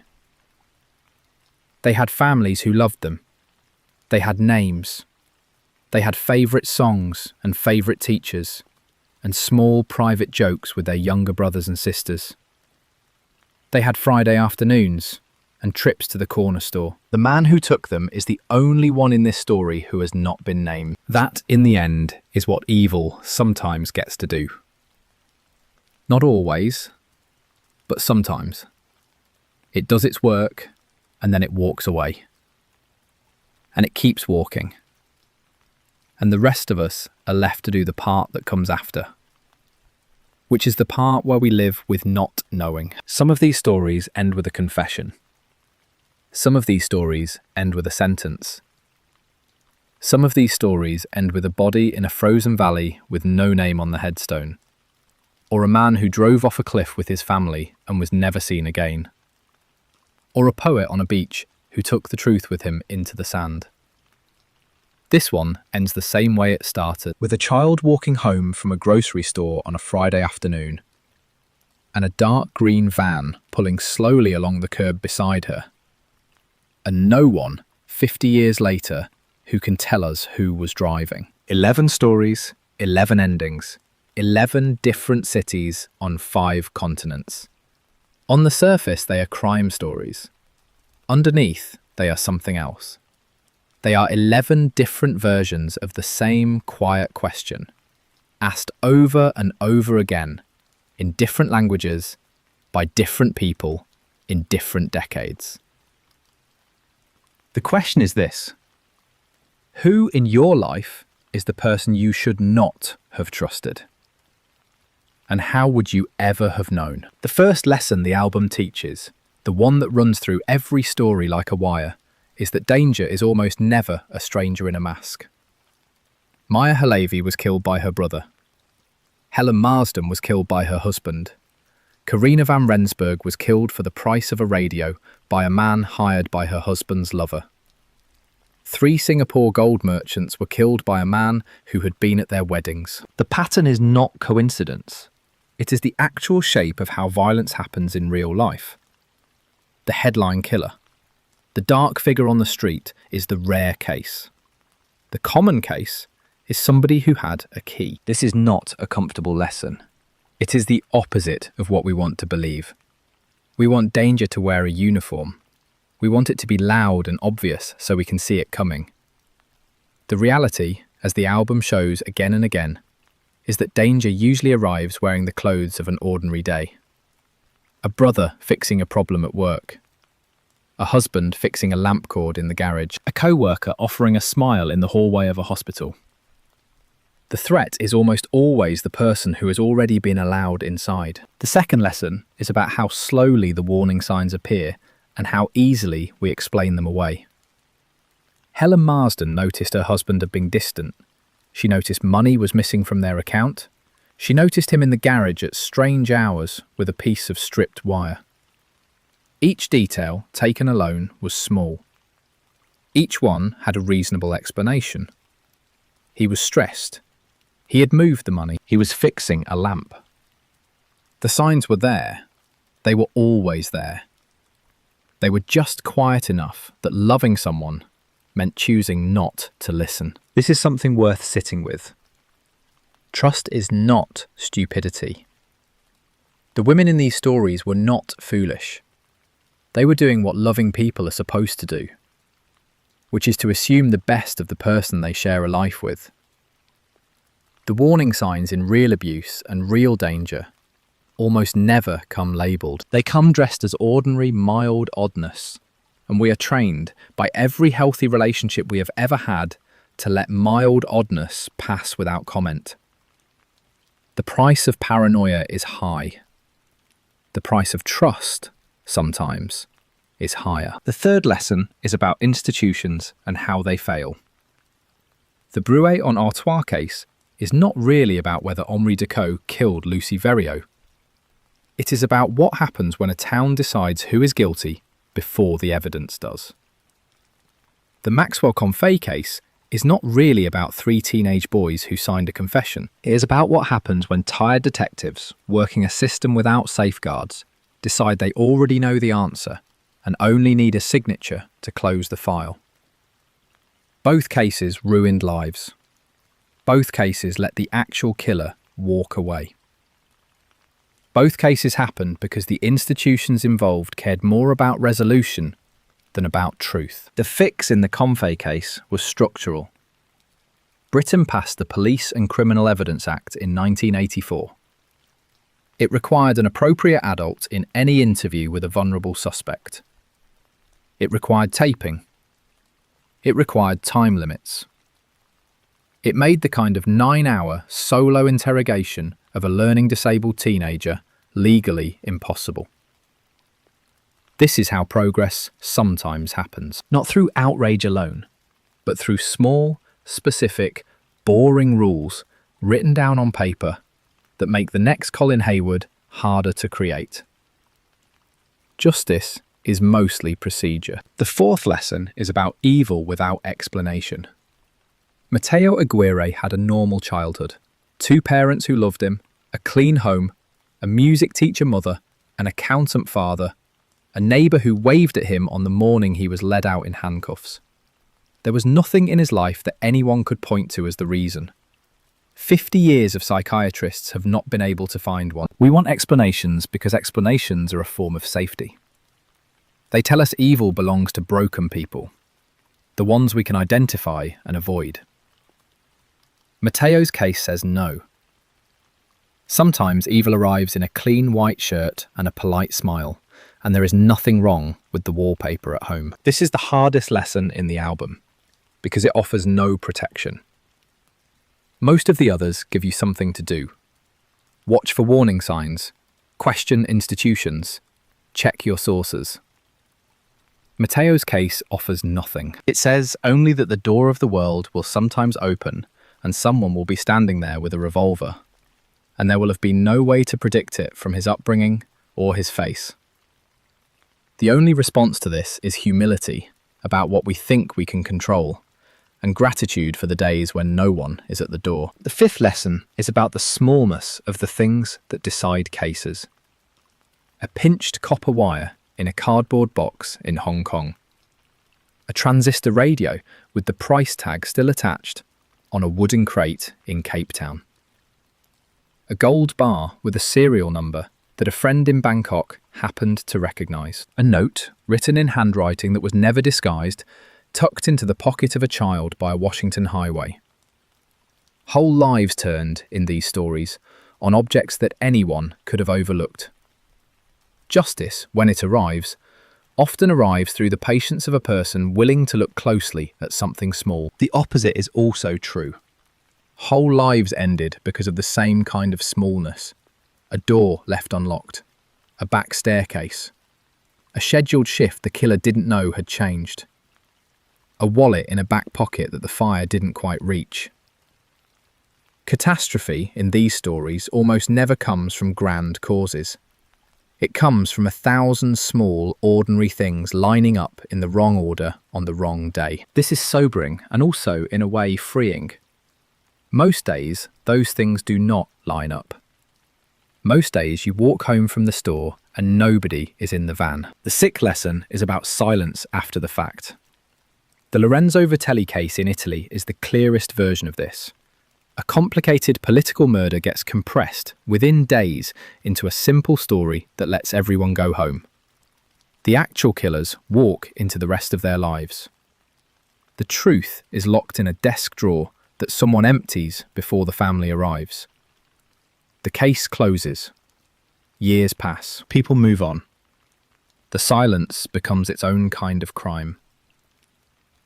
Lorenzo himself, before he died, wrote that the worst thing about his country was not the violence, but the polite silence that followed it. He could have been writing about most countries. This is the part of the album that asks something of the listener. Not to solve cold cases, which is not most of our jobs, but to notice when silence is being chosen on our behalf. To notice when a story is being closed too quickly. To notice the moment when a complicated truth is being replaced with a simple one, because the simple one is more convenient. The Italian state did this with Lorenzo. Towns and police departments do versions of it every week. Staying alert to it is, in a small way, a civic duty. The 7th lesson is about what unsolved cases cost. The Isdal woman in Norway has no name on her grave. The freeway phantom victims have names, but no killer. Roy Marsden walked away from a cliff in Australia and into the rest of his life. Henri Decoe's house had its windows broken and his career ended for a crime that, for all anyone can prove, he did not commit. The girl in the Brûlé slag heap was never given justice. Each of these is a wound that does not close. The families do not get the moment movies end on. They get a long, quiet life of not knowing. We tend to think of justice as a thing that happens at the end. The verdict, the sentence, the photograph of the killer on the front page. The album shows that very often that ending does not come. The wound stays open. The mother in Hong Kong dies still believing the wrong man is in prison. The mother in Washington dies without a name to put to her daughter's killer. We owe those families something, even from far away. We owe them, at the very least, our refusal to forget that not every story has a satisfying last page. The 8th lesson, the one that holds all the others together, is about the dignity of small lives. Every victim in this album was a person before they were a case. Tasha Crawford was the oldest of 4, doing a chore for her mother. Lucy Verrier was the daughter of a coal miner who had buried his wife years earlier. Lynn Wong had photographs of British actors taped inside her wardrobe door. Ramiro Vega had a granddaughter whose photograph he had taped to his cabin window. The headlines reduced them. The investigators, at their best, refused to. The good detective, in story after story, is the one who keeps remembering that the file on the desk is a person. This is, in the end, what these stories are for. Not entertainment, although they are entertaining. Not catharsis, although they offer it. They are for remembering. Each story, told carefully, returns a person to the world for the length of a telling. Maya in Queens. The woman in the Norwegian valley. The bank guard in Belgrano. The family on the cliff.